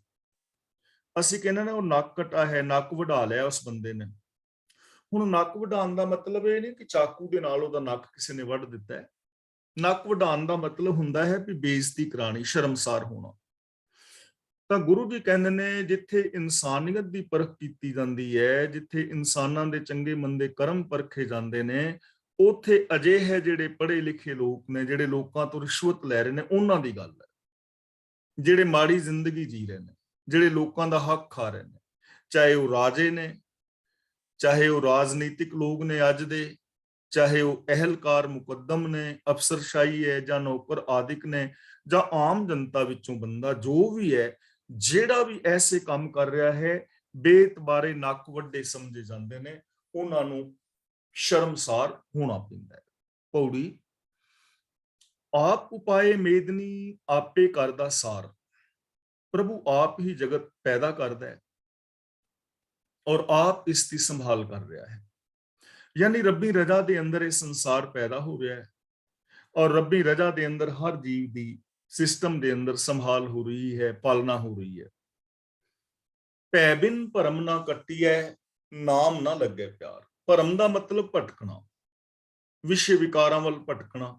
ਜਿਵੇਂ ਹੁਣ ਪਿਛਲੇ ਸ਼ਲੋਕਾਂ ਵਿੱਚ ਰਾਜਨੀਤਿਕਾਂ ਦੀ, ਅਹਿਲਕਾਰਾਂ ਦੀ, ਨੌਕਰਸ਼ਾਹੀ ਦੀ ਗੱਲ ਕੀਤੀ ਹੈ ਕਿ ਕਿਵੇਂ ਇਹ ਲੋਕ ਸੱਚ ਦੇ ਨਾਲੋਂ ਜਦੋਂ ਟੁੱਟ ਜਾਂਦੇ ਨੇ ਤੇ ਮਨੁੱਖਤਾ ਦਾ ਘਾਣ ਹੁੰਦਾ ਹੈ। ਹੁਣ ਐਸੀਆਂ ਬਿਰਤੀਆਂ ਦੇ ਵਿੱਚੋਂ ਬਾਹਰ ਕਿਵੇਂ ਆਇਆ ਜਾਏ? ਦੂਜੀ ਗੱਲ ਹੈ ਕਿ ਜੋ ਧਾਰਮਿਕ ਤੌਰ ਤੇ ਬਹੁਤ ਸਾਰੇ ਕਰਮਕਾਂਡ ਨੇ, ਉਹਨਾਂ ਵਿੱਚ ਲੋਕ ਫਸੇ ਹੋਏ ਨੇ, ਉਹਨਾਂ ਕਰਮਕਾਂਡਾਂ ਚੋਂ ਬਾਹਰ ਕਿਵੇਂ ਆਇਆ ਜਾਏ? ਤੀਜੀ ਗੱਲ ਹੈ ਕਿ ਭਰਮ ਹੈ ਬੰਦੇ ਦੀ ਜ਼ਿੰਦਗੀ ਅੰਦਰ ਕਿ ਸੰਸਾਰ ਰੱਬ ਤੋਂ ਵੱਖਰਾ ਤੇ ਰੱਬ ਵੱਖਰਾ ਹੈ। ਐਸੇ ਭਰਮ ਕਿਵੇਂ ਕੱਟੇ ਜਾਣ? ਭਟਕਣਾ ਕਿਵੇਂ ਮਿਟੇ? ਸੱਚ ਦੇ ਨਾਲ ਬੰਦੇ ਦੀ ਸੁਰਤ ਬਿਰਤੀ ਕਿਵੇਂ ਜੁੜੇ? ਤਾਂ ਗੁਰੂ ਜੀ ਕਹਿੰਦੇ ਨੇ, ਭੈ ਬਿਨ ਭਰਮ ਨਾ ਕੱਟੀਐ, ਕਿ ਪ੍ਰਭੂ ਦਾ ਡਰ ਰੱਖਣ ਤੋਂ ਬਿਨਾ ਭਟਕਣਾ ਨਹੀਂ ਕੱਟੀ ਜਾਂਦੀ, ਮਾਇਆ ਦੇ ਬੰਧਨ ਕੱਟੇ ਨਹੀਂ ਜਾਂਦੇ। ਨਾਮ ਨਾ ਲੱਗੇ ਪਿਆਰ, ਨਾਮ ਦਾ ਮਤਲਬ ਹੁਕਮ, ਤੇ ਰੱਬੀ ਹੁਕਮ ਦੇ ਨਾਲ ਪਿਆਰ ਨਹੀਂ ਬਣਦਾ ਜਦੋਂ ਤੱਕ ਮਨੁੱਖੀ ਮਨ ਦੇ ਅੰਦਰ ਡਰ ਨਹੀਂ, ਅਦਬ ਨਹੀਂ। ਹੁਣ ਜੇ ਮਨੁੱਖੀ ਮਨ ਦੇ ਅੰਦਰ ਡਰ ਅਦਬ ਪੈਦਾ ਹੋਵੇ ਤਾਂ ਇਹਦੀ ਭਟਕਣਾ ਮਿਟ ਸਕਦੀ ਹੈ। ਜੇ ਇਹਦੇ ਅੰਦਰ ਅਦਬ ਪੈਦਾ ਹੋ ਜਾਏ ਰੱਬ ਦਾ, ਰੱਬੀ ਗੁਣਾਂ ਦਾ, ਗੁਰੂ ਦਾ, ਤਾਂ ਇਹਦੇ ਭਰਮ ਭਟਕਣਾ ਮਿਟ ਜਾਣਗੇ। ਤਾਂ ਇਹਦਾ ਪ੍ਰਭੂ ਦੇ ਨਾਲ ਪਿਆਰ ਪੈਦਾ ਹੋ ਜਾਏਗਾ, ਰੱਬੀ ਗੁਣਾਂ ਦੇ ਨਾਲ ਪਿਆਰ ਹੋ ਜਾਏਗਾ। ਪਰ ਜੇ ਅਦਬ ਹੀ ਨਹੀਂ, ਡਰ ਹੀ ਨਹੀਂ, ਹੁਣ ਮੈਨੂੰ ਡਰ ਹੋਵੇ ਨਾ ਕਿ ਜੇ ਮੈਂ ਇਹ ਕਰਮ ਕੀਤਾ ਤੇ ਮੇਰੇ ਕਲਾਸ ਵਾਲੇ ਵੀਰ ਭੈਣਾਂ ਦੇ ਨਾਲੋਂ ਮੇਰਾ ਸੰਬੰਧ ਟੁੱਟੇਗਾ, ਤਾਂ ਮੈਂ ਕੋਈ ਐਸਾ ਗਲਤ ਕਰਮ ਨਹੀਂ ਕਰਾਂਗਾ। ਤੁਹਾਡਾ ਇੱਕ ਦੂਜੇ ਦੇ ਨਾਲ ਡਰ ਹੋਵੇ ਕਿ ਜੇ ਮੈਂ ਕਰਮ ਕੀਤਾ ਤੇ ਪਤੀ ਪਤਨੀ ਦਾ ਜਾਂ ਭੈਣ ਭਰਾਵਾਂ ਦਾ ਰਿਸ਼ਤਾ ਜਿਹੜਾ ਹੈ ਉਹ ਖਤਮ ਹੋ ਜਾਏਗਾ, ਤਾਂ ਬੰਦਾ ਫਿਰ ਉਹ ਕਰਮ ਨਹੀਂ ਕਰੇਗਾ ਜਿਹਨੂੰ ਇਸ ਚੀਜ਼ ਦਾ ਨਿਰਮਲ ਭਉ, ਨਿਰਮਲ ਡਰ ਹੋਏਗਾ। ਤੇ ਜੇ ਡਰ ਹੀ ਨਹੀਂ ਹੈ ਕਿ ਫੁਲਾ ਜਾਂਦਾ ਤੇ ਜਾਏ ਮੈਂ ਉਹਦਾ ਕਰਨਾ, ਤਾਂ ਫਿਰ ਬੰਦਾ ਚੰਗੇ ਕਰਮ ਨਹੀਂ ਕਰੇਗਾ। ਇਸ ਲਈ ਸਭ ਤੋਂ ਪਹਿਲਾਂ ਸਾਡੀ ਜ਼ਿੰਦਗੀ ਦੇ ਅੰਦਰ ਡਰ ਔਰ ਅਦਬ ਪੈਦਾ ਹੋ ਜਾਏ ਤਾਂ ਫਿਰ ਜਿਹੜੀ ਹੈ ਭਰਮ ਭਟਕਣਾ ਮਿਟ ਜਾਂਦੀ ਹੈ। ਫਿਰ ਮਨ ਵਿਕਾਰਾਂ ਵੱਲ ਨਹੀਂ ਭਟਕਦਾ, ਫਿਰ ਬੰਦੇ ਦਾ ਮਨ ਗੁਰੂ ਨਾਲ, ਪ੍ਰਭੂ ਨਾਲ, ਬਾਣੀ ਨਾਲ, ਰੱਬੀ ਗੁਣਾਂ ਦੇ ਨਾਲ ਜੁੜਦਾ ਹੈ ਤੇ ਫਿਰ ਬੰਦਾ ਹੁਕਮ ਦੇ ਅੰਦਰ ਚੱਲਦਾ ਹੈ। ਜੇ ਇਹਨੂੰ ਡਰ ਪੈਦਾ ਹੋ ਜਾਏ ਨਾ ਕਿ ਜੇ ਮੈਂ ਇਸ ਪਾਸੇ ਗਿਆ ਤੇ ਮੈਂ ਤਿਲਕ ਕਿਤੇ ਇਸ ਟੋਏ ਦੇ ਵਿੱਚ ਡਿੱਗ ਪੈਣਾ ਹੈ, ਤਾਂ ਫਿਰ ਇਹ ਬੰਦਾ ਜਿਹੜਾ ਹੈ ਉਸ ਪਾਸੇ ਨਹੀਂ ਤੁਰੇਗਾ। ਜੇ ਬੰਦੇ ਨੂੰ ਡਰ ਹੋਏ ਨਾ ਕਿ ਸਾਹਮਣੇ ਟ੍ਰੇਨ ਆ ਰਹੀ ਹੈ ਤੇ ਉਹਨੂੰ ਪਤਾ ਹੋਏ, ਡਰ ਹੋਏ ਕਿ ਟ੍ਰੇਨ ਉੱਤੇ ਚੜ ਗਈ ਤੇ ਮੈਂ ਮਰ ਜਾਣਾ, ਤਾਂ ਟ੍ਰੇਨ ਤੋਂ ਪਾਸੇ ਤਾਂ ਹੀ ਹੋਏਗਾ। ਜੇ ਡਰ ਹੀ ਨਾਲ ਹੋਏ ਤਾਂ ਨਹੀਂ ਹੋਏਗਾ ਨਾ। ਇਹ ਡਰ ਪੈਦਾ ਕਿੱਥੋਂ ਹੋਵੇ? ਤਾਂ ਗੁਰੂ ਜੀ ਕਹਿੰਦੇ ਨੇ, ਸਤਿਗੁਰ ਤੇ ਭਉ ਊਪਜੈ, ਪਾਈਐ ਮੋਖ ਦੁਆਰ। ਜੋ ਪ੍ਰਭੂ ਦਾ ਡਰ ਹੈ, ਅਦਬ ਹੈ, ਇਹ ਗੁਰੂ ਦੀ ਸ਼ਰਨ ਪਿਆਂ ਪੈਦਾ ਹੁੰਦਾ ਹੈ। ਜੇ ਅਸੀਂ ਗੁਰੂ ਦੇ ਚਰਨਾਂ ਦੀ ਸ਼ਰਨ ਵਿੱਚ ਆਈਏ, ਗੁਰੂ ਤੋਂ ਗਿਆਨ ਦੀ ਦਾਤ ਲਈਏ, ਗੁਰੂ ਜੀ ਦੀ ਪਾਵਨ ਬਾਣੀ ਆਪ ਪੜ੍ਹੀਏ, ਵਿਚਾਰੀਏ, ਤਾਂ ਸਾਡੀ ਜ਼ਿੰਦਗੀ ਅੰਦਰ ਇਹ ਡਰ ਔਰ ਅਦਬ ਪੈਦਾ ਹੋਏਗਾ, ਪਿਆਰ ਪੈਦਾ ਹੋਏਗਾ।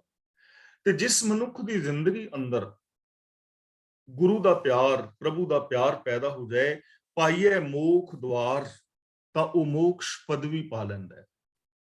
ਮੋਕਸ਼ ਪਦਵੀ ਕਾਹਦੇ ਤੋਂ? ਜਿੰਨੇ ਵੀ ਪਾਪ ਨੇ, ਵਿਕਾਰ ਨੇ, ਅਪਰਾਧ ਨੇ, ਇਹਨਾਂ ਤੋਂ ਬੰਦਾ ਮੁਕਤ ਹੋ ਜਾਂਦਾ ਹੈ। ਮੁਕਤੀ ਕੀ ਹੈ? ਉਸਤਤ ਨਿੰਦਿਆ ਨਾਹੀਂ ਜਿਹੇ, ਕੰਚਨ ਲਹੂ ਸਮਾਨ, ਕਹੋ ਨਾਨਕ ਸੁਨ ਰੇ ਮਨਾ, ਮੁਕਤ ਤਾਹੇ ਤੈ ਜਾਨ। ਤਾਂ ਇਸ ਤਰ੍ਹਾਂ ਬੰਦਾ ਮੇਰ ਤੇਰ ਦੇ ਵਿਤਕਰਿਆਂ ਤੋਂ, ਵਿਕਾਰਾਂ ਤੋਂ, ਪਾਪਾਂ ਤੋਂ, ਅਪਰਾਧਾਂ ਤੋਂ ਸਦਾ ਵਾਸਤੇ ਮੁਕਤ ਹੋ ਜਾਂਦਾ ਹੈ।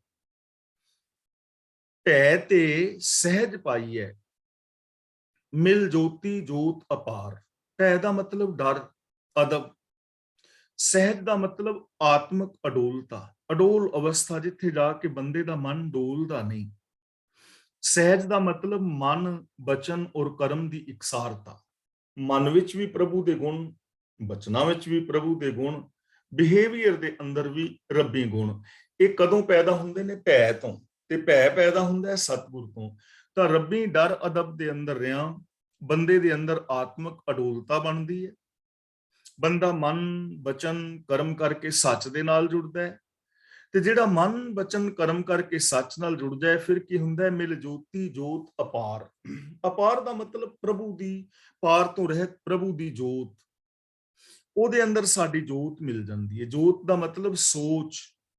ਫਿਰ ਸਾਡੀ ਸੋਚ ਉਸ ਪ੍ਰਭੂ ਦੀ ਸੋਚ ਦੇ ਵਿੱਚ ਮਿਲ ਜਾਂਦੀ ਹੈ। ਫਿਰ ਬੰਦਾ ਪ੍ਰਭੂ ਦੇ ਨਾਲੋਂ ਵੱਖਰਾ ਨਹੀਂ ਰਹਿੰਦਾ ਹੈ। ਫਿਰ ਉਹ ਰੱਬ ਦਾ ਹੀ ਰੂਪ ਹੋ ਜਾਂਦਾ ਹੈ। ਜਿਵੇਂ ਇੱਕ ਬੂੰਦ ਸਮੁੰਦਰ ਵਿੱਚ ਮਿਲ ਕੇ ਸਮੁੰਦਰ ਹੋ ਜਾਂਦੀ ਹੈ, ਐਵੇਂ ਜਦੋਂ ਸਾਡੀ ਸੋਚ ਰੱਬ ਵਿੱਚ ਮਿਲਦੀ ਹੈ ਤੇ ਬੰਦਾ ਰੱਬ ਵਰਗਾ ਹੀ ਹੋ ਜਾਂਦਾ ਹੈ। ਉਹ ਬੰਦਾ ਪ੍ਰਭੂ ਦਾ ਰੂਪ ਹੋ ਜਾਂਦਾ ਹੈ, ਜੋ ਗੁਰੂ ਦੇ ਦੱਸੇ ਰਾਹਾਂ ਤੇ ਚੱਲਦਾ ਹੈ। ਗੁਰੂ ਦੇ ਦੱਸੇ ਰਾਹਾਂ ਤੇ ਚੱਲ ਕੇ ਰੱਬੀ ਅਦਬ ਪੈਦਾ ਹੁੰਦਾ ਹੈ। ਅਦਬ ਦੇ ਵਿੱਚ ਰਿਹਾ ਬੰਦਾ ਆਤਮਕ ਅਡੋਲਤਾ ਵਿੱਚ ਟਿਕਦਾ ਹੈ, ਮਨ ਬਚਨ ਕਰਮ ਕਰਕੇ ਇੱਕ ਹੁੰਦਾ ਹੈ, ਤੇ ਮਨ ਬਚਨ ਕਰਮ ਕਰਕੇ ਜਦ ਬੰਦਾ ਇੱਕ ਹੋ ਜਾਂਦਾ ਹੈ ਤਾਂ ਉਹਦੀ ਸੋਚ ਪ੍ਰਭੂ ਦੀ ਸੋਚ ਵਿੱਚ ਮਿਲ ਜਾਂਦੀ ਹੈ, ਉਹ ਰੱਬ ਦਾ ਰੂਪ ਹੋ ਜਾਂਦਾ ਹੈ। ਭੈ ਜਲ ਲੰਘੀਐ ਗੁਰਮਤੀ ਵਿਚਾਰ। ਭੈ ਜਲ ਦਾ ਮਤਲਬ ਡਰ ਦਾ ਸਮੁੰਦਰ, ਸੰਸਾਰ ਸਮੁੰਦਰ, ਵਿਸ਼ੇ ਵਿਕਾਰਾਂ ਦੇ ਨਾਲ ਭਰਿਆ ਹੋਇਆ ਸਮੁੰਦਰ।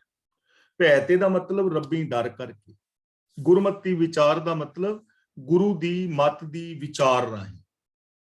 ਇਸ ਡਰ ਕਰਕੇ ਗੁਰੂ ਦੀ ਰਾਹੀਂ ਉੱਚੀ ਵਿਚਾਰ ਬਣਦੀ ਹੈ। ਗੁਰਮਤੀ ਵਿਚਾਰ ਦਾ ਮਤਲਬ ਗੁਰੂ ਦੀ ਮੱਤ ਵਾਲੀ ਵਿਚਾਰ ਬਣਦੀ ਹੈ, ਗੁਰੂ ਦੀ ਮੱਤ ਦੀ ਵਿਚਾਰ ਮੰਡਲ ਵਿੱਚ ਆਉਂਦੀ ਹੈ। ਤੇ ਜਦੋਂ ਭੈ ਰਾਹੀਂ ਗੁਰੂ ਦੀ ਮੱਤ, ਗੁਰੂ ਦੀ ਵਿਚਾਰ ਸਾਡੇ ਅੰਦਰ ਪੈਦਾ ਹੋ ਜਾਏ ਤਾਂ ਫਿਰ ਭੈ ਜਲ ਲੰਘੀਏ ਦਾ ਮਤਲਬ ਸੰਸਾਰ ਸਮੁੰਦਰ ਤੋਂ ਪਾਰ ਲੰਘ ਜਾਈਦਾ ਹੈ। ਰੱਬੀ ਡਰ ਕਰਕੇ, ਰੱਬੀ ਅਦਬ ਕਰਕੇ ਗੁਰੂ ਦੀ ਮੱਤ ਵਾਲੀ ਵਿਚਾਰ ਅੰਦਰ ਪੈਦਾ ਹੋ ਜਾਂਦੀ ਹੈ, ਤੇ ਗੁਰੂ ਦੀ ਮੱਤ ਦੀ ਵਿਚਾਰ ਨੂੰ ਅਪਣਾਉਣ ਦੇ ਨਾਲ ਮਨੁੱਖ ਭੈ ਜਲ, ਡਰ ਨੂੰ, ਸੰਸਾਰ ਸਮੁੰਦਰ ਨੂੰ ਪਾਰ ਲੰਘ ਜਾਂਦਾ ਹੈ।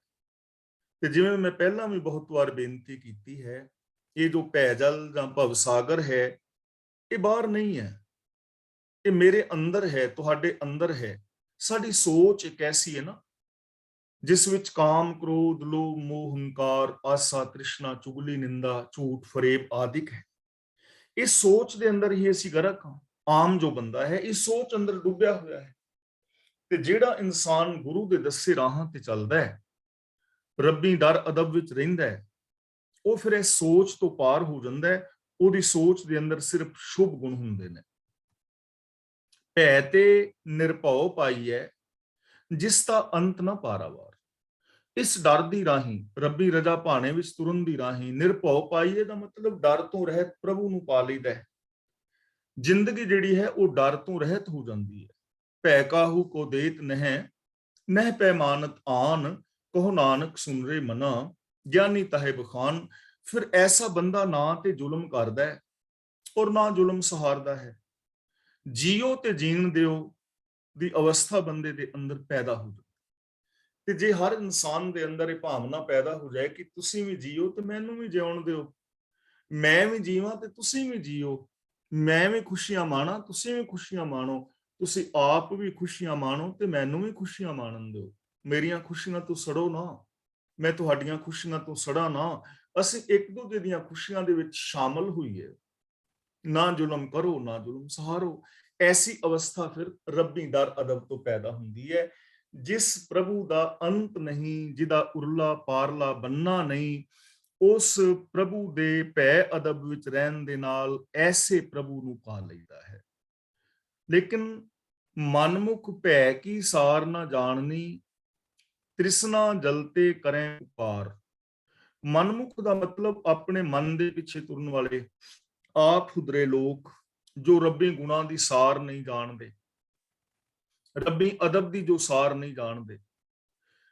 ਆਪ ਹੁਦਰੇ ਲੋਕ ਪ੍ਰਭੂ ਦੇ ਡਰ ਅਦਬ ਦੀ ਸਾਰ ਨਹੀਂ ਜਾਣਦੇ, ਕਦਰ ਨਹੀਂ ਕਰਦੇ, ਤੇ ਡਰ ਔਰ ਅਦਬ ਦੀ ਕਦਰ ਨਾ ਕਰਨ ਕਰਕੇ ਕ੍ਰਿਸ਼ਨ ਦੇ ਅੰਦਰ ਜਲਦੇ ਨੇ ਔਰ ਪੁਕਾਰਾਂ ਕਰਦੇ ਨੇ, ਭਾਵ ਵਿਲਕਦੇ ਰਹਿੰਦੇ ਨੇ, ਹਮੇਸ਼ਾ ਦੁਖੀ ਰਹਿੰਦੇ ਨੇ।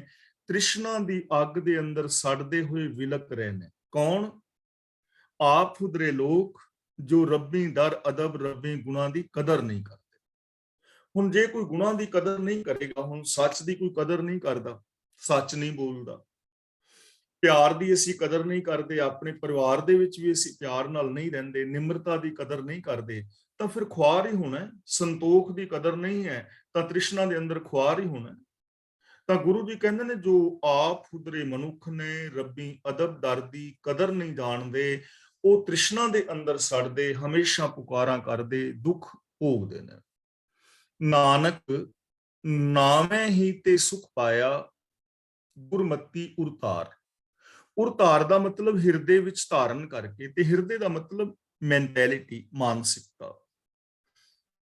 ਨਾਵੇਂ ਹੀ ਤੇ ਸੁਖ ਪਾਇਆ, ਨਾਵੇਂ ਦਾ ਮਤਲਬ ਨਾਮ, ਮਤਲਬ ਹੁਕਮ, ਕਿ ਰੱਬੀ ਹੁਕਮ ਤੋਂ ਹੀ ਸੁਖ ਪਾਇਆ ਜਾਂਦਾ ਹੈ। ਜਿੰਨੇ ਵੀ ਸੁਖ ਔਰ ਦੁੱਖ ਨੇ ਸਾਰੇ ਹੁਕਮ ਵਿੱਚ ਨੇ।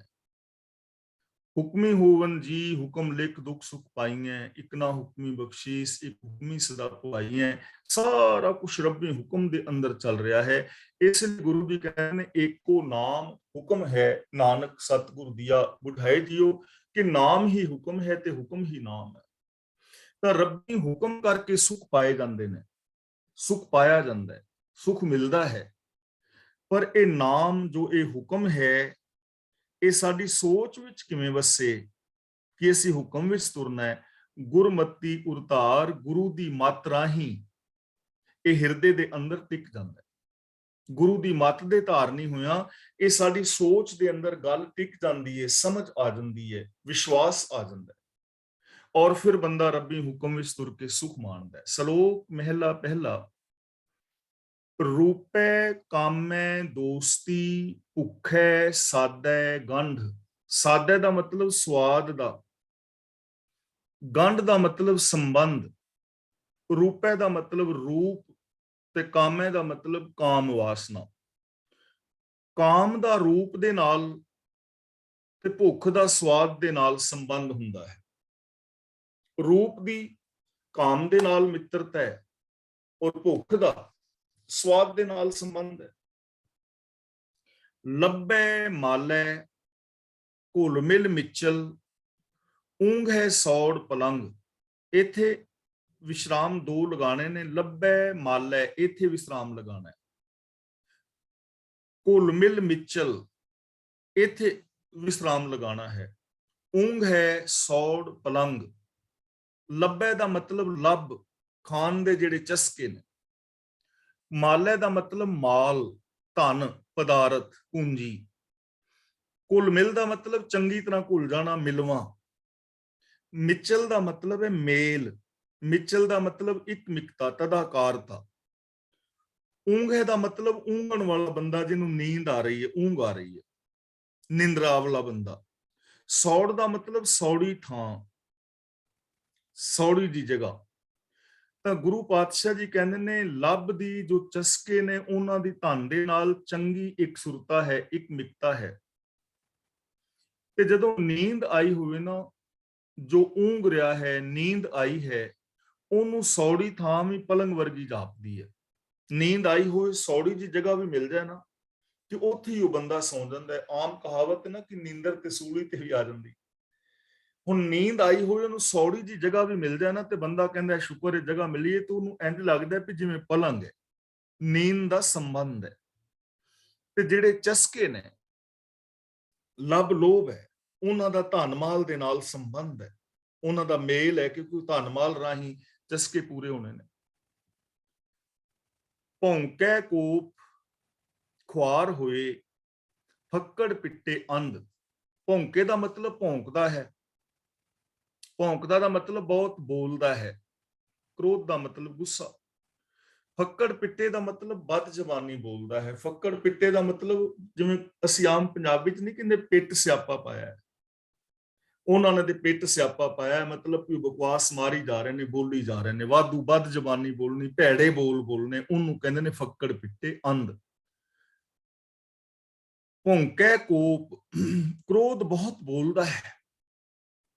ਬੰਦੇ ਨੂੰ ਕ੍ਰੋਧ ਆਇਆ ਹੋਇਆ ਨਾ, ਤੇ ਬੰਦਾ ਚੁੱਪ ਨਹੀਂ ਕਰਦਾ, ਬੋਲਦਾ ਹੈ। ਔਰ ਜਿਵੇਂ ਜਿਵੇਂ ਕ੍ਰੋਧ ਆਏਗਾ ਬੰਦਾ ਹੋਰ ਉੱਚੀ ਉੱਚੀ ਬੋਲੇਗਾ। ਤੇ ਤੁਸੀਂ ਦੇਖੋਗੇ ਕਿ ਕ੍ਰੋਧ ਦੇ ਅੰਦਰ ਬੰਦਾ ਉੱਚੀ ਉੱਚੀ ਬੋਲਦਾ ਹੈ। ਕਈ ਵਾਰ ਸੋਚਦੇ ਆ ਵੀ ਉੱਚੀ ਕਿਉਂ ਬੋਲਦੇ ਨੇ, ਜਦੋਂ ਕ੍ਰੋਧ ਆਉਂਦਾ ਅਸੀਂ ਉੱਚੀ ਕਿਉਂ ਬੋਲਦੇ ਆ, ਉਹਦਾ ਰੀਜ਼ਨ ਕੀ ਹੈ? ਗੱਲ ਤੇ ਹੌਲੀ ਵੀ ਕੀਤੀ ਜਾ ਸਕਦੀ ਹੈ, ਬੇਸ਼ੱਕ ਉਹ ਹੀ ਕਰੋ ਵੀ ਖਬਰਦਾਰ ਜੇ ਤੂੰ ਦੁਬਾਰਾ ਇਹ ਗੱਲ ਕਹੀ। ਅਸੀਂ ਜ਼ੋਰ ਦੀ ਕਹਿੰਦੇ ਖਬਰਦਾਰ ਜੇ ਗੱਲ ਕਹੀ, ਤੇ ਅਸੀਂ ਐਵੇਂ ਤੇ ਕਹਿ ਸਕਦੇ ਹਾਂ ਖਬਰਦਾਰ ਯਾਰ ਜੇ ਦੁਬਾਰਾ ਇਹ ਗੱਲ ਕਹੀ ਤੇ, ਪਰ ਅਸੀਂ ਐਵੇਂ ਕਹਿੰਦੇ ਨਹੀਂ ਨਾ। ਉੱਚੀ ਉੱਚੀ ਬੰਦਾ ਕਿਉਂ ਬੋਲਦਾ ਕ੍ਰੋਧ ਵਿੱਚ, ਤੇ ਜਦੋਂ ਪਿਆਰ ਨਾਲ ਬੋਲਦਾ ਉਦੋਂ ਹੌਲੀ ਹੌਲੀ ਕਿਉਂ ਬੋਲਦਾ? ਉਹਦਾ ਰੀਜ਼ਨ ਹੈ। ਜਦੋਂ ਅਸੀਂ ਇੱਕ ਦੂਜੇ ਨਾਲ ਪਿਆਰ ਕਰ ਰਹੇ ਹੁੰਦੇ ਆ ਨਾ, ਭੈਣਾਂ ਭਰਾਵਾਂ ਨਾਲ, ਤਾਂ ਸਾਨੂੰ ਇੰਜ ਲੱਗਦਾ ਕਿ ਇਹ ਬੰਦਾ ਮੇਰੇ ਬਹੁਤ ਨੇੜੇ ਹੈ। ਫੀਲਿੰਗ ਹੈ ਨਾ ਪਿਆਰ ਦੀ, ਕਿ ਮੇਰੇ ਨੇੜੇ ਹੈ, ਮੇਰੇ ਦਿਲ ਵਿੱਚ ਵਸਦਾ ਹੈ। ਤੇ ਅੰਦਰ ਫੀਲਿੰਗ ਆਉਂਦੀ ਹੈ ਵੀ ਹੌਲੀ ਗੱਲ ਕੀਤਿਆਂ ਵੀ ਇਹ ਸੁਣ ਲਏਗਾ। ਕਿਉਂਕਿ ਦਿਲ ਵਿੱਚ ਵਸ ਰਿਹਾ ਹੈ, ਨੇੜੇ ਹੈ। ਇਸ ਲਈ ਪਿਆਰ ਦੇ ਸਮੇਂ ਪਿਆਰ ਦੀ ਗੱਲ ਕਰਨ ਲੱਗਿਆਂ ਲੋਕ ਹੌਲੇ ਹੌਲੇ ਬੋਲਦੇ ਨੇ, ਤੇ ਜਦੋਂ ਗੁੱਸਾ ਹੁੰਦਾ ਨਾ, ਲੜਾਈ ਹੁੰਦੀ ਹੈ, ਅਸੀਂ ਉਸ ਬੰਦੇ ਨੂੰ ਆਪਣੇ ਦਿਲ ਚੋਂ ਕੱਢ ਚੁੱਕੇ ਹੁੰਦੇ ਆ, ਦੂਰੀ ਬਣਾ ਬੈਠੇ ਹੁੰਦੇ ਆ, ਤਾਂ ਸਾਈਕੋਲੋਜੀਕਲੀ ਪ੍ਰਭਾਵ ਸਾਡੇ ਤੇ ਪੈਂਦਾ ਹੈ ਕਿ ਇਹ ਬੰਦਾ ਮੇਰੇ ਤੋਂ ਦੂਰ ਹੈ, ਇਹਨੂੰ ਮੇਰੀ ਹੌਲੀ ਗੱਲ ਸੁਣਨੀ ਨਹੀਂ। ਇਸ ਕਰਕੇ ਕ੍ਰੋਧ ਵਿੱਚ ਲੋਕ ਜ਼ੋਰ ਜ਼ੋਰ ਦੀ ਚੀਖ ਚੀਖ ਕੇ ਬੋਲਦੇ ਨੇ, ਜਿਵੇਂ ਬੰਦਾ ਦੂਰ ਹੋਵੇ, ਕਿਉਂਕਿ ਸਾਈਕੋਲੋਜੀਕਲੀ ਫੈਕਟ ਹੈ। ਤਾਂ ਕ੍ਰੋਧ ਬਹੁਤ ਬੋਲਦਾ ਹੈ, ਭੌਂਕੇ ਕੋ ਖੁਆਰ ਹੋਏ, ਤੇ ਕ੍ਰੋਧ ਦੇ ਵਿੱਚ ਅੰਨਾ ਹੋਇਆ ਬੰਦਾ ਖੁਆਰ ਹੁੰਦਾ ਹੈ, ਆਪ ਵੀ ਤੇ ਦੂਜੇ ਨੂੰ ਵੀ ਖੁਆਰ ਕਰਦਾ ਹੈ। ਫੱਕੜ ਪਿੱਟੇ ਅੰਧ, ਖੁਆਰ ਹੋ ਕੇ ਬੰਦਾ ਬਦ ਜਵਾਨੀ ਕਰਦਾ ਹੈ, ਮਾੜੇ ਬੋਲ ਬੋਲਦਾ ਹੈ, ਕ੍ਰੋਧ ਵਿੱਚ ਬਹੁਤ ਬੋਲਦਾ ਹੈ, ਖੁਆਰ ਹੁੰਦਾ ਹੈ, ਮਾੜੇ ਬੋਲ ਬੋਲਦਾ ਹੈ। ਇਹਨਾਂ ਚੀਜ਼ਾਂ ਦਾ ਆਪਸ ਦੇ ਵਿੱਚ ਸੰਬੰਧ ਹੈ। ਤਾਂ ਗੁਰੂ ਜੀ ਕਹਿੰਦੇ ਨੇ, ਚੁੱਪੇ ਚੰਗਾ ਨਾਨਕਾ, ਵਿਣ ਨਾਮੈ ਮੂੰਹ ਗੰਧ। ਇੱਥੇ ਮੂੰਹ ਦੇ ਹਾਹੇ ਨਾਲ ਸਿਹਾਰੀ ਹੈ, ਜਿਹਦਾ ਮਤਲਬ ਮੂੰਹ ਵਿੱਚ, ਗੰਧ ਦਾ ਮਤਲਬ ਇੱਥੇ ਹੈਗਾ ਬਦਬੂ। ਵਿਣ ਨਾਮੈ ਮੂੰਹ ਗੰਧ, ਨਾਮ ਦਾ ਮਤਲਬ ਰੱਬ ਦਾ ਹੁਕਮ, ਰੱਬੀ ਗੁਣ ਜਿਹੜੇ ਨੇ, ਸਿਫਤ ਸਲਾਹ। ਤਾਂ ਗੁਰੂ ਜੀ ਕਹਿੰਦੇ ਨੇ, ਬਿਨਾਂ ਰੱਬੀ ਗੁਣਾਂ ਤੋਂ ਜ਼ਬਾਨ ਦੇ ਅੰਦਰ, ਮੂੰਹ ਦੇ ਅੰਦਰ ਔਗਣਾ ਦੀ ਬਦਬੂ ਹੁੰਦੀ। ਜੇ ਤਾਂ ਜ਼ਬਾਨ ਤੇ ਰੱਬ ਦਾ ਨਾਮ, ਰੱਬ ਦੇ ਗੁਣ ਨੇ, ਸੱਚ ਦੀ ਗੱਲ ਕਰੋ, ਪਿਆਰ ਦੀ ਗੱਲ ਕਰੋ, ਦਇਆ ਦੀ ਕਰੋ, ਨਿਰਭੈਤਾ ਨਿਰਵੈਰਤਾ ਦੀ ਕਰੋ, ਇਨਸਾਨੀਅਤ ਦੀ ਗੱਲ ਕਰੋ, ਤਾਂ ਬੜੇ ਆਰਾਮ ਨਾਲ ਕਰੋ, ਸੁਣਨਗੇ ਲੋਕ। ਮੂੰਹ ਚੋਂ ਖੁਸ਼ਬੂ ਆਏਗੀ ਗੁਣਾਂ ਦੀ, ਲੋਕ ਤੁਹਾਡੀ ਗੱਲ ਨੂੰ ਸੁਣਨਗੇ, ਤੁਹਾਡੇ ਨਾਲ ਲੋਕ ਪਿਆਰ ਕਰਨਗੇ, ਤੁਹਾਨੂੰ ਲੋਕ ਆਦਰ ਦੇਣਗੇ। ਪਰ ਗੁਰੂ ਜੀ ਕਹਿੰਦੇ ਨੇ, ਜੇਕਰ ਤੁਹਾਡੇ ਜ਼ਬਾਨ ਦੇ ਉੱਤੇ ਸੱਚ ਨਹੀਂ, ਰੱਬੀ ਗੁਣ ਨਹੀਂ, ਤਾਂ ਮੂੰਹ ਦੇ ਵਿੱਚ ਬਦਬੂ ਹੈ ਔਗਣਾਂ ਦੀ। ਚੁੱਪੈ ਚੰਗਾ ਨਾਨਕਾ, ਇਹਦੇ ਨਾਲੋਂ ਚੁੱਪ ਕਰ ਲੈਣਾ ਚੰਗਾ ਹੈ, ਨਾ ਬੋਲੋ। ਵਿਕਾਰਾਂ ਦੇ ਬੋਲ ਬੋਲਣ ਦੀ ਬਜਾਏ ਬੋਲੋ ਹੀ ਨਾ, ਚੁੱਪ ਹੀ ਕਰ ਜਾਓ। ਘੱਟ ਤੋਂ ਘੱਟ ਸਮੱਸਿਆਵਾਂ ਤੇ ਟਲਣਗੀਆਂ, ਘੱਟ ਤੋਂ ਘੱਟ ਕਿਸ ਦੇ ਦਿਲ ਤਾਂ ਨਹੀਂ ਬਲੂੰਦਰੋਗੇ। ਜੇ ਤੁਹਾਡੀ ਜ਼ਬਾਨ ਦੇ ਅੰਦਰ ਸ਼ੁਭ ਗੁਣ ਨਹੀਂ, ਤਾਂ ਗੁਰੂ ਜੀ ਕਹਿੰਦੇ ਨੇ, ਮਾੜੇ ਬੋਲ ਬੋਲਣ ਨਾਲੋਂ ਚੁੱਪ ਕਰਨਾ ਸੈਂਕੜੇ ਗੁਣਾ ਚੰਗਾ ਹੈ। ਜੇ ਬੋਲਣਾ ਹੈ ਤਾਂ ਚੰਗਾ ਬੋਲੋ, ਜਿਹਦੇ ਵਿੱਚ ਉਹ ਸੁਗੰਧ ਆਵੇ, ਜਿਸ ਤੋਂ ਕਿਸੇ ਨੂੰ ਪੋਜ਼ਿਟਿਵਿਟੀ ਮਿਲੇ, ਜਿਸ ਤੋਂ ਸਕਾਰਾਤਮਕਤਾ ਮਿਲੇ, ਕਿਸੇ ਨੂੰ ਵਿਲ ਪਾਵਰ ਮਿਲੇ, ਕਿਸੇ ਦੀ ਜ਼ਿੰਦਗੀ ਦੇ ਅੰਦਰ ਪ੍ਰੇਮ ਪੈਦਾ ਹੋਵੇ, ਉਤਸ਼ਾਹ ਪੈਦਾ ਹੋਵੇ ਇਨਸਾਨੀਅਤ ਵਾਸਤੇ। ਜੇ ਉਹ ਬੋਲਣੇ ਤੇ ਬੋਲੋ, ਪਰ ਜੇ ਦੁਰਗੰਧ ਫੈਲਾਣੀ ਹੈ, ਬਦਬੂ ਫੈਲਾਣੀ ਹੈ, ਨਿੰਦਾ, ਨੈਗੇਟਿਵ ਬੋਲ ਬੋਲਣੇ, ਤੇ ਉਹਦੇ ਨਾਲੋਂ ਚੰਗਾ ਹੈ ਟੱਕੇ ਰਹੋ। ਜਿਹਨੂੰ ਅਸੀਂ ਕਹਿੰਦੇ ਨੇ ਵੀ ਤੂੰ ਤੇ ਟੱਕਿਆ ਰਹੋ, ਤਾਂ ਗੁਰੂ ਜੀ ਕਹਿੰਦੇ ਨੇ ਉਹਦੇ ਨਾਲੋਂ ਚੁੱਪ ਰਹਿਣਾ ਹੀ ਚੰਗਾ ਹੈ, ਮਾੜੇ ਬੋਲ ਨਹੀਂ ਬੋਲਣੇ ਚਾਹੀਦੇ। ਮਹਿਲਾ ਪਹਿਲਾ, ਰਾਜ ਮਾਲ ਰੂਪ ਜਾਤ ਜੋਬਨ ਪੰਜੇ ਠੱਗ। ਰਾਜ ਵੀ, ਧਨ ਵੀ, ਸੁੰਦਰਤਾ ਵੀ, ਉੱਚੀ ਜਾਤ ਦਾ ਅਭਿਮਾਨ ਤੇ ਜਵਾਨੀ, ਗੁਰੂ ਜੀ ਕਹਿੰਦੇ ਨੇ ਇਹ ਮਾਨੋ ਪੰਜੇ ਹੀ ਠੱਗ ਨੇ। ਪਰ ਕਦੋਂ ਠੱਗ ਨੇ? ਜਦੋਂ ਬੰਦਾ ਸੱਚ ਦੇ ਨਾਲ ਟੁੱਟਿਆ ਹੋਇਆ ਹੈ, ਤਾਂ ਫਿਰ ਤੁਹਾਡੇ ਜੀਵਨ ਨੂੰ ਇਹ ਠੱਗ ਲੈਣ। ਇੱਕ ਰਾਜ ਸਿੰਘਾਸਨ ਦੇ ਉੱਤੇ ਬੰਦਾ ਬੈਠਾ ਹੋਵੇ ਤੇ ਉਹਦੇ ਜੀਵਨ ਵਿੱਚ ਸੱਚ ਨਾ ਹੋਵੇ, ਇਨਸਾਨੀਅਤ ਨਾ ਹੋਏ, ਤਾਂ ਫਿਰ ਕੀ ਹਾਲ ਹੋਏਗਾ? ਆ ਦੇਖ ਲਓ, ਹੁਣ ਵਰਲਡ ਵਾਰ ਦਾ ਕੰਡੀਸ਼ਨ ਬਣੀ ਪਈ ਹੈ ਨਾ। ਹੁਣ ਰਾਜ ਦੇ ਅੰਦਰ ਜੇਕਰ ਬਾਦਸ਼ਾਹਾਂ ਦੇ ਮਨ ਅੰਦਰ ਸਚਾਈ ਨਹੀਂ, ਦਇਆ ਨਹੀਂ, ਇਨਸਾਨੀਅਤ ਨਹੀਂ, ਤਾਂ ਫਿਰ ਇਹੀ ਹਾਲ ਹੋਏਗਾ। ਇਨਸਾਨੀਅਤ ਠੱਗੀ ਜਾਏਗੀ, ਇਨਸਾਨੀਅਤ ਅੰਦਰ ਨਹੀਂ ਰਹੇਗੀ। ਹੁਣ ਕਿਸੇ ਦੇ ਕੋਲ ਮੰਨ ਲਓ ਕਿ ਆਪਣੀ ਜ਼ਿੰਦਗੀ ਦਾ ਗੋਲ ਸਿਰਫ ਧਨ ਨੂੰ ਬਣਾ ਲਿਆ, ਕਿ ਮੈਂ ਸਿਰਫ ਧਨ ਇਕੱਠਾ ਕਰਨਾ ਹੈ, ਧਨ, ਲੇਕਿਨ ਏਮ ਜਿਹੜਾ ਹੈ ਸੱਚ ਨਾ ਹੋਵੇ, ਏਮ ਸਿਰਫ ਧਨ ਬਣ ਜਾਏ, ਤਾਂ ਫਿਰ ਬੰਦਾ 2 ਨੰਬਰ ਦੇ ਧੰਦੇ ਕਰੇਗਾ, ਫਿਰ ਜੀਵਨ ਠੱਗਿਆ ਗਿਆ ਨਾ। ਜੇ ਕੋਈ ਰਾਜ ਪ੍ਰਾਪਤ ਕਰਨ ਨੂੰ ਹੀ ਆਪਣਾ ਗੋਲ ਬਣਾ ਲੈ, ਰਾਜ ਪ੍ਰਾਪਤ ਕਰਨਾ ਮਾੜਾ ਨਹੀਂ, ਐਮਐਲਏ ਐਮਪੀ ਬਣਨਾ ਚਾਹੀਦਾ ਹੈ, ਹਰ ਇੱਕ ਦਾ ਹੱਕ ਹੈ। ਪਰ ਜੇ ਕਿਸੇ ਦਾ ਗੋਲ ਸਿਰਫ ਰਾਜ ਪ੍ਰਾਪਤ ਕਰਨਾ ਹੀ ਹੋਵੇ, ਜ਼ਿੰਦਗੀ ਦੇ ਵਿੱਚ ਸੱਚ ਉਹਦਾ ਗੋਲ ਨਾ ਹੋਵੇ, ਤਾਂ ਰਾਜਾ ਬਣਨ ਵਾਸਤੇ ਔਰੰਗਜ਼ੇਬ ਦੇਖੋ ਆਪਣੇ ਭਰਾਵਾਂ ਨੂੰ ਕਤਲ ਕਰ ਰਿਹਾ ਹੈ, ਪਿਓ ਨੂੰ ਮਾਰ ਰਿਹਾ ਹੈ। ਜੇ ਰਾਜ ਹੀ ਸਿਰਫ ਏਮ ਰਹਿ ਜਾਏਗਾ, ਫਿਰ ਬੰਦਾ ਐਮਐਲਏ ਐਮਪੀ ਖਰੀਦੇਗਾ ਵੀ, ਫਿਰ ਬੂਥਾਂ ਤੇ ਕਬਜ਼ੇ ਵੀ ਕਰਾਏਗਾ, ਡੁਪਲੀਕੇਟ ਵੋਟ ਵੀ ਪਵਾਏਗਾ, ਸ਼ਰਾਬਾਂ ਵੀ ਵੰਡੇਗਾ, ਤੇ ਠੱਗ ਹੋ ਗਿਆ ਨਾ ਰਾਜ। ਰੂਪ, ਹੁਣ ਜੇ ਬੰਦੇ ਦਾ ਜ਼ਿੰਦਗੀ ਦਾ ਸਿਰਫ ਗੋਲ ਰੂਪ ਹੋ ਜਾਏ ਕਿ ਮੈਂ ਰੂਪ ਨੂੰ ਹੀ ਪਸੰਦ ਕਰਨਾ ਹੈ, ਤਾਂ ਫਿਰ ਐਸਾ ਬੰਦਾ ਕੀ ਕਰੇਗਾ? ਕਾਮ ਵਾਸਨਾਵਾਂ ਦੇ ਵਿੱਚ ਹੀ ਖਚਤ ਹੋਏਗਾ, ਜੇ ਅੰਦਰ ਸੱਚ ਨਹੀਂ ਹੈ। ਜਾਤ, ਜੇ ਸੱਚ ਨੂੰ ਛੱਡ ਕੇ ਬੰਦਾ ਜਾਤ ਨੂੰ ਹੀ ਜ਼ਿੰਦਗੀ ਦਾ ਗੋਲ ਬਣਾਵੇ ਕਿ ਮੈਂ ਜਾਤੀਵਾਦ ਨੂੰ, ਤਾਂ ਫਿਰ ਜੀਵਨ ਦੇ ਅੰਦਰ ਕੀ ਹੋਏਗਾ? ਫਿਰ ਇਨਸਾਨੀਅਤ ਤੋਂ ਇਨਸਾਨ ਦੂਰ ਹੋਏਗਾ।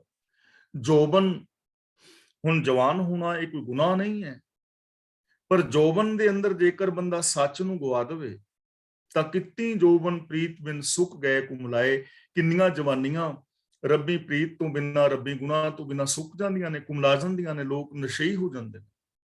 ਤਾਂ ਗੁਰੂ ਜੀ ਕਹਿੰਦੇ ਨੇ ਜੇਕਰ ਸੁਚੇਤ ਨਾ ਰਿਹਾ ਜਾਏ, ਰੱਬੀ ਗੁਨਾਹ ਨੂੰ ਛੱਡ ਦਿੱਤਾ ਜਾਏ, ਤਾਂ ਇਹ ਪੰਜੇ ਹੀ ਜਿਹੜੇ ਨੇ ਇਹ ਠੱਗ ਬਣ ਜਾਂਦੇ ਨੇ, ਸਾਡੇ ਜੀਵਨ ਨੂੰ ਠੱਗਣ ਦਾ ਕਾਰਨ ਬਣ ਜਾਂਦੇ ਨੇ। ਸਾਡੇ ਜੀਵਨ ਦੇ ਵਿੱਚੋਂ ਆਤਮਿਕ ਜੀਵਨ ਖਤਮ ਹੋ ਜਾਂਦਾ ਹੈ ਜੇਕਰ ਸੱਚ ਦੇ ਨਾਲ ਨਾ ਜੁੜਿਆ ਜਾਏ।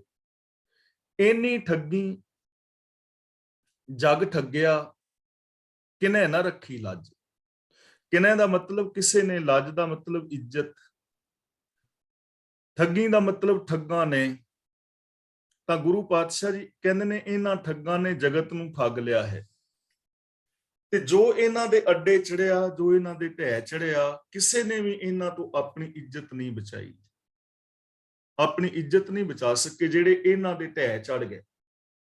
ਕਿੰਨੇ ਸਾਰੇ ਐਸੇ ਰਾਜੇ ਬਾਦਸ਼ਾਹ ਹੋ ਗੁਜਰੇ ਨੇ ਔਰ ਅੱਜ ਵੀ ਨੇ ਜਿਨ੍ਹਾਂ ਨੇ ਇਨਸਾਨੀਅਤ ਦਾ ਬੜਾ ਘਾਣ ਕੀਤਾ ਹੈ।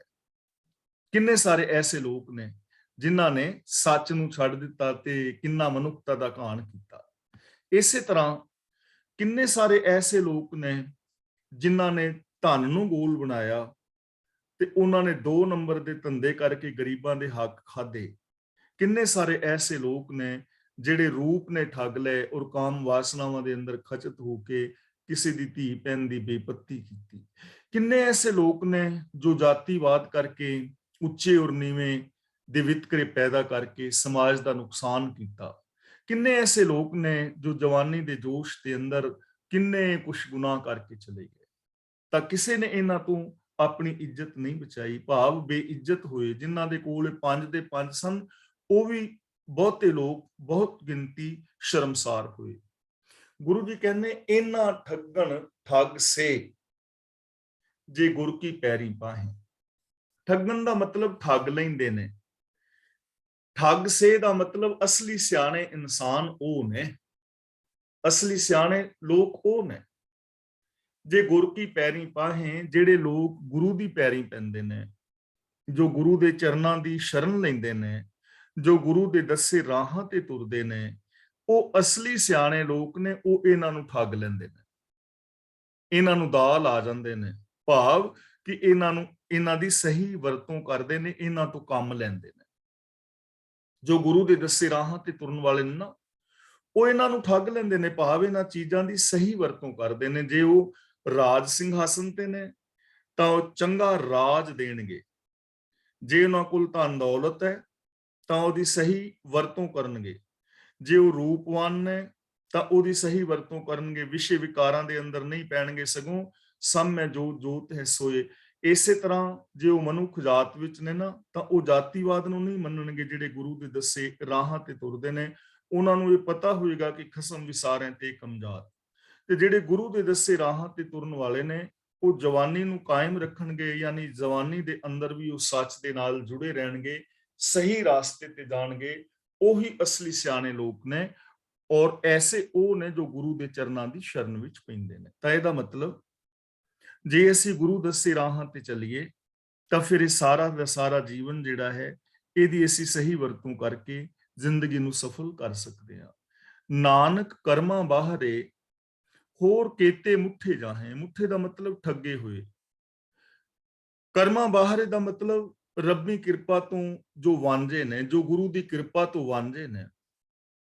ਉਹ ਬਹੁਤ ਸਾਰੇ ਲੋਕ ਨੇ ਜੋ ਗੁਰੂ ਦੀ ਕਿਰਪਾ ਤੋਂ, ਗੁਰੂ ਗਿਆਨ ਤੋਂ ਵਾਂਝੇ ਨੇ। ਕੇਤੇ ਮੁੱਠੇ ਜਾਹੇ, ਕਿੰਨੇ ਹੀ ਠੱਗੇ ਜਾ ਰਹੇ ਨੇ, ਲੁੱਟੇ ਜਾ ਰਹੇ ਨੇ ਇਹਨਾਂ ਵਿਕਾਰਾਂ ਦੇ, ਧਨ ਦੌਲਤ ਦੇ ਢਹਿ ਚੜ ਕੇ ਆਪਣੇ ਆਤਮਿਕ ਜੀਵਨ ਨੂੰ ਬਰਬਾਦ ਕਰ ਲੈਂਦੇ ਨੇ। ਉਹ ਬਹੁਤ ਕੁਝ ਚੰਗਾ ਕਰ ਸਕਦੇ ਸੀ ਪਰ ਉਹ ਨਹੀਂ ਕਰ ਪਾਉਂਦੇ। ਉਹਨਾਂ ਦੇ ਅੰਦਰ ਬਹੁਤ ਵੱਡੀਆਂ ਪੋਸੀਬਿਲਿਟੀਜ਼ ਸੀ ਪਰ ਉਹਨਾਂ ਨੂੰ ਪ੍ਰਗਟ ਨਹੀਂ ਕਰ ਪਾਉਂਦੇ। ਤਾਂ ਰੱਬੀ ਗੁਰੂ ਦੀ ਰਹਿਮਤ ਤੋਂ ਬਿਨਾ, ਗੁਰੂ ਗਿਆਨ ਤੋਂ ਬਿਨਾ ਕਿੰਨੇ ਹੀ ਲੋਕ ਆਪਣੇ ਜੀਵਨ ਨੂੰ ਬਰਬਾਦ ਕਰਕੇ ਚਲੇ ਜਾਂਦੇ ਨੇ। ਪਰ ਜੋ ਗੁਰੂ ਦੇ ਦੱਸੇ ਰਾਹਾਂ ਤੇ ਚੱਲਦੇ ਨੇ, ਉਹ ਇਹਨਾਂ ਚੀਜ਼ਾਂ ਨੂੰ ਆਪਣੇ ਅਧੀਨ ਕਰਦੇ ਨੇ ਔਰ ਆਪਣੇ ਜੀਵਨ ਨੂੰ ਬੈਲੈਂਸ ਕਰਕੇ ਰੱਖਦੇ ਨੇ, ਸੱਚ ਦੇ ਰਾਹਾਂ ਤੇ ਚੱਲਦੇ ਨੇ। ਪੌੜੀ ਪੜਿਆ ਲੇਖੇਦਾਰ ਲੇਖਾ ਮੰਗੀਏ। ਪੜਿਆ ਦਾ ਮਤਲਬ ਜਿਹੜਾ ਪੜਿਆ ਹੋਇਆ ਹੈ, ਲੇਖੇਦਾਰ ਦਾ ਮਤਲਬ ਲੇਖਾ ਰੱਖਣ ਵਾਲਾ, ਘੁੰਤਰਾਂ ਕੱਢਣ ਵਾਲਾ, ਚਤਰਾਈਆਂ ਦੀਆਂ ਗੱਲਾਂ ਕਰਨ ਵਾਲਾ। ਤਾਂ ਗੁਰੂ ਪਾਤਸ਼ਾਹ ਜੀ ਕਹਿੰਦੇ ਨੇ ਕਿ ਜੇ ਕੋਈ ਮਨੁੱਖ ਲੇਖੇਦਾਰ ਪੜਿਆ ਲਿਖਿਆ ਹੈ, ਚਤੁਰਾਈਆਂ ਦੀਆਂ ਗੱਲਾਂ ਵੀ ਕਰਨੀਆਂ ਜਾਣਦਾ ਹੈ, ਤਾਂ ਗੁਰੂ ਜੀ ਕਹਿੰਦੇ ਨੇ ਲੇਖਾ ਮੰਗੀਏ, ਉਹਦੇ ਤੋਂ ਵੀ ਲੇਖਾ ਲਿਆ ਜਾਏਗਾ।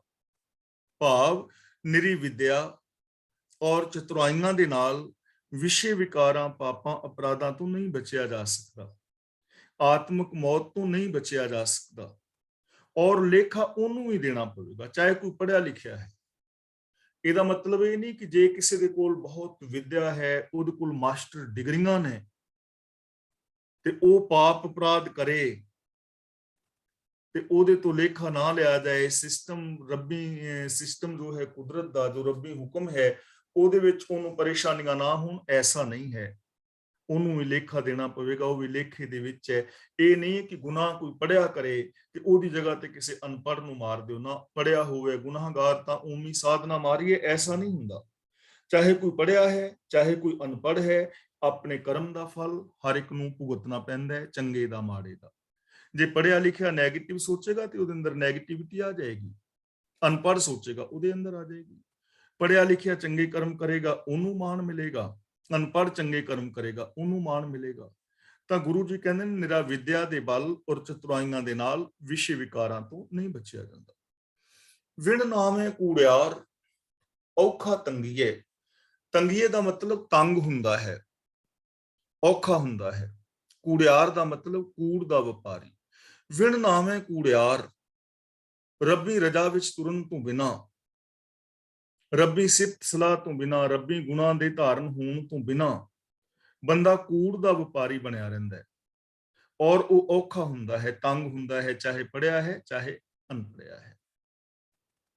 ਔਕਟ ਰੁੱਧੇ ਰਾਹ, ਔਕਟ ਰੁੱਧੇ ਰਾਹ, ਗਲੀਆਂ ਰੋਕੀਆਂ। ਔਕਟ ਦਾ ਮਤਲਬ ਔਖੇ, ਰੁੱਧੇ ਦਾ ਮਤਲਬ ਰੋਕੇ ਹੋਏ, ਗਲੀਆਂ ਰੋਕੀਆਂ ਦਾ ਮਤਲਬ ਰੋਕੀਆਂ ਹੋਈਆਂ ਨੇ। ਉਸਦੇ ਜ਼ਿੰਦਗੀ ਦੇ ਗਲੀਆਂ ਤੇ ਰਾਸਤੇ ਤ੍ਰਿਸ਼ਨਾ ਦੀ ਅੱਗ ਨਾਲ ਰੁਕੇ ਪਏ ਨੇ ਤੇ ਉਹਨਾਂ ਦੇ ਵਿੱਚੋਂ ਲੰਘਣਾ ਬੜਾ ਔਖਾ ਹੈ। ਔਕਟ ਰੁੱਧੇ ਰਾਹ, ਗਲੀਆਂ ਰੋਕੀਆਂ, ਉਹਦੇ ਰਾਹ ਵੀ, ਉਹਦੀਆਂ ਗਲੀਆਂ ਵੀ ਤ੍ਰਿਸ਼ਨਾ ਦੀ ਅੱਗ ਦੇ ਨਾਲ ਰੁਕੀਆਂ ਹੋਈਆਂ ਨੇ, ਤੇ ਤ੍ਰਿਸ਼ਨਾ ਦੀ ਅੱਗ ਦੇ ਵਿੱਚੋਂ ਨਿਕਲਣਾ, ਪਾਰ ਪੈਣਾ ਉਹਦੇ ਵਾਸਤੇ ਬਹੁਤ ਔਖਾ ਹੈ। ਯਾਨੀ ਜੇ ਬੰਦੇ ਦੀ ਜ਼ਿੰਦਗੀ ਵਿੱਚ ਸੱਚ ਨਹੀਂ, ਰੱਬੀ ਗੁਣ ਨਹੀਂ, ਤ੍ਰਿਸ਼ਨਾ ਹੈ, ਪਾਪ ਵਿਕਾਰ ਅਪਰਾਧ ਨੇ, ਤਾਂ ਇਹਨਾਂ ਦੇ ਵਿੱਚੋਂ ਚਲਾਕੀਆਂ ਦੇ ਨਾਲ ਨਿਕਲਣਾ ਬਹੁਤ ਔਖਾ ਹੈ। ਐਸਾ ਬੰਦਾ ਹਮੇਸ਼ਾ ਔਖਾ ਹੁੰਦਾ ਹੈ, ਦੁਖੀ ਹੁੰਦਾ ਹੈ। ਸੱਚਾ ਵੇ ਪਰਵਾਹ ਸ਼ਬਦ ਸੰਤੋਖੀਆ। ਸੱਚਾ ਦਾ ਮਤਲਬ ਸਦਾ ਕਾਇਮ ਰਹਿਣ ਵਾਲਾ, ਵੇ ਪਰਵਾਹ ਦਾ ਮਤਲਬ ਬੇਮੁਹਤਾਜ, ਸ਼ਬਦ ਦਾ ਮਤਲਬ ਸ਼ਬਦ ਦੀ ਰਾਹੀਂ। ਗੁਰੂ ਸ਼ਬਦ ਦੀ ਰਾਹੀਂ ਸੰਤੋਖੀ ਬੰਦਿਆਂ ਨੂੰ ਸਦਾ ਕਾਇਮ ਰਹਿਣ ਵਾਲਾ ਬੇਮੁਹਤਾਜ ਸੱਚਾ ਪ੍ਰਭੂ ਮਿਲਦਾ ਹੈ। ਗੁਰੂ ਸ਼ਬਦ ਦੇ ਰਾਹੀਂ ਸੰਤੋਖੀ ਬੰਦਿਆਂ ਨੂੰ ਬੇਪਰਵਾਹ ਸੱਚਾ ਪ੍ਰਭੂ ਮਿਲਦਾ ਹੈ। ਭਾਵ ਕਿ ਜੋ ਗੁਰੂ ਦੇ ਦੱਸੇ ਰਾਹਾਂ ਤੇ ਚੱਲਦੇ ਨੇ, ਜੋ ਗੁਰਬਾਣੀ ਨੂੰ ਜ਼ਿੰਦਗੀ ਵਿੱਚ ਇੰਪਲੀਮੈਂਟ ਕਰਦੇ ਨੇ, ਉਹਨਾਂ ਦੀ ਜ਼ਿੰਦਗੀ ਵਿੱਚ ਹੀ ਸੰਤੋਖ ਹੁੰਦਾ ਹੈ। ਉਹ ਬੇਪਰਵਾਹ ਹੋ ਜਾਂਦੇ ਨੇ ਔਰ ਉਹ ਰੱਬ ਦਾ ਰੂਪ ਹੋ ਜਾਂਦੇ। ਗਹਿਰ ਗੰਭੀਰ ਅਥਾ ਹਾਥ ਨਾ ਲੱਭਈ। ਇੱਥੇ ਹਾਥ ਦਾ ਮਤਲਬ ਹੈ ਥਾ, ਡੂੰਘਾਈ। ਪ੍ਰਭੂ ਮਾਨੋ ਬੜਾ ਡੂੰਘਾ ਸਮੁੰਦਰ ਹੈ, ਇਹਦੀ ਥਾਂ ਨਹੀਂ ਪਾਈ ਜਾਂਦੀ, ਇਹਦਾ ਅੰਤ ਨਹੀਂ ਪਾਇਆ ਜਾਂਦਾ।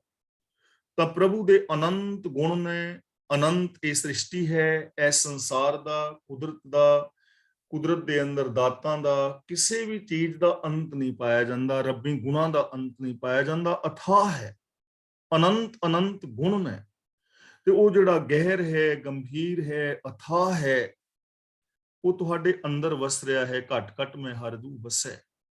ਗੁਰੂ ਰਹਿਮਤ ਕਰੇ ਇਸ ਚੀਜ਼ ਨੂੰ ਬੰਦਾ ਪਹਿਚਾਨ ਸਕੇ ਕਿ ਸਾਡੇ ਅੰਦਰ ਅਨੰਤ ਐਸੀਆਂ ਸੰਭਾਵਨਾਵਾਂ ਨੇ ਉਹਨਾਂ ਸੰਭਾਵਨਾਵਾਂ ਨੂੰ ਉਜਾਗਰ ਕਰ ਸਕੇ। ਮੂੰਹੇ ਮੂੰਹ ਚੋਟਾਂ ਖਾਹੋ, ਵਿਣ ਗੁਰ ਕੋਏ ਨਾ ਛੁਟਸੀ। ਮੂੰਹੇ ਮੂੰਹ ਦਾ ਮਤਲਬ ਮੂੰਹ ਉੱਤੇ ਹੀ। ਤਾਂ ਗੁਰੂ ਪਾਤਸ਼ਾਹ ਜੀ ਕਹਿੰਦੇ ਨੇ ਸਗੋਂ ਪੜਿਆ ਕੂੜਿਆਰ, ਜੇ ਕਿਸੇ ਦੇ ਕੋਲ ਵਿਦਿਆ ਵੀ ਹੈ ਲੇਕਿਨ ਉਹ ਵਿਦਿਆ ਦੇ ਹੁੰਦਿਆਂ ਹੋਇਆਂ ਵੀ ਝੂਠਾ ਹੈ, ਫਰੇਬੀ ਹੈ, ਉਹਦੇ ਵਿੱਚ ਮਾਣ ਹੈ, ਤ੍ਰਿਸ਼ਨਾ ਹੈ, ਤਾਂ ਚੋਟਾਂ ਦਾ ਦਬਦਬਾ ਖਾਈ ਜਾਂਦਾ ਹੈ। ਭਾਵ ਕਿ ਉਹਨੂੰ ਸ਼ਰਮਸਾਰ ਹੋਣਾ ਹੀ ਪੈਂਦਾ ਹੈ ਜੇਕਰ ਉਹ ਤ੍ਰਿਸ਼ਨਾ ਤੋਂ ਨਹੀਂ ਬਚਦਾ। ਤਾਂ ਚੋਟਾਂ ਦਬਾ ਦਬ ਖਾਂਦਾ ਹੈ। ਦਬਾ ਦਬ ਖਾਂਦਾ ਦਾ ਮਤਲਬ ਪਰੇਸ਼ਾਨ ਹੁੰਦਾ ਹੈ। ਕੋਈ ਮਨੁੱਖ ਗੁਰੂ ਦੀ ਸ਼ਰਨ ਤੋਂ ਬਿਨਾਂ ਤ੍ਰਿਸ਼ਨਾ ਤੋਂ ਔਰ ਵਿਕਾਰਾਂ ਤੋਂ, ਪਾਪਾਂ ਤੋਂ, ਦੁੱਖਾਂ ਦੀਆਂ ਚੋਟਾਂ ਤੋਂ ਬਚ ਨਹੀਂ ਸਕਦਾ, ਚਾਹੇ ਉਹ ਪੜ੍ਹਿਆ ਹੈ ਜਾਂ ਅਨਪੜ੍ਹ ਹੈ। ਜੇ ਗੁਰਮਤਿ ਆਸ਼ੇ ਅਨੁਸਾਰ ਜ਼ਿੰਦਗੀ ਨਹੀਂ ਤਾਂ ਫਿਰ ਉਹਨੂੰ ਵਿਕਾਰਾਂ ਦੀਆਂ ਚੋਟਾਂ ਖਾਣੀਆਂ ਹੀ ਪੈਣਗੀਆਂ।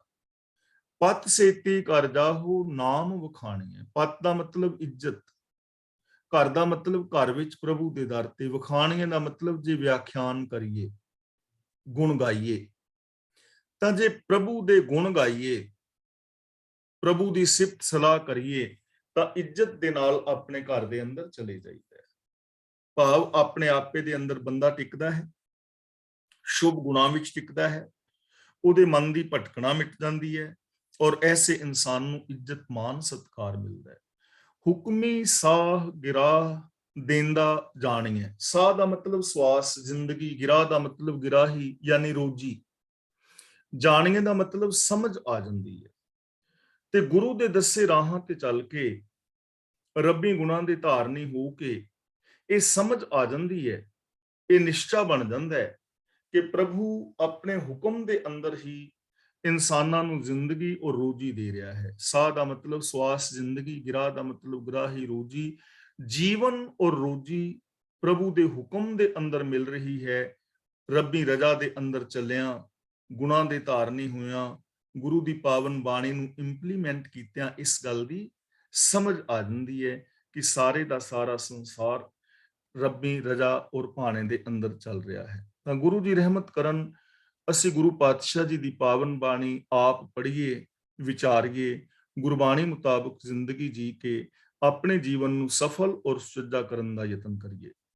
ਅੱਜ ਦੀ ਵਿਚਾਰ ਇੱਥੇ ਸਮਾਪਤ ਕਰਦੇ ਹਾਂ ਜੀ। ਅੱਜ ਦੀ ਇਸ ਵਿਚਾਰ ਵਿੱਚ ਜੇ ਕਿਸੇ ਵੀਰ ਭੈਣ ਦਾ ਕੋਈ ਛੋਟਾ ਮੋਟਾ ਸਵਾਲ ਹੈ ਤਾਂ ਉਹ ਆਪ ਕਰ ਸਕਦੇ ਹੋ।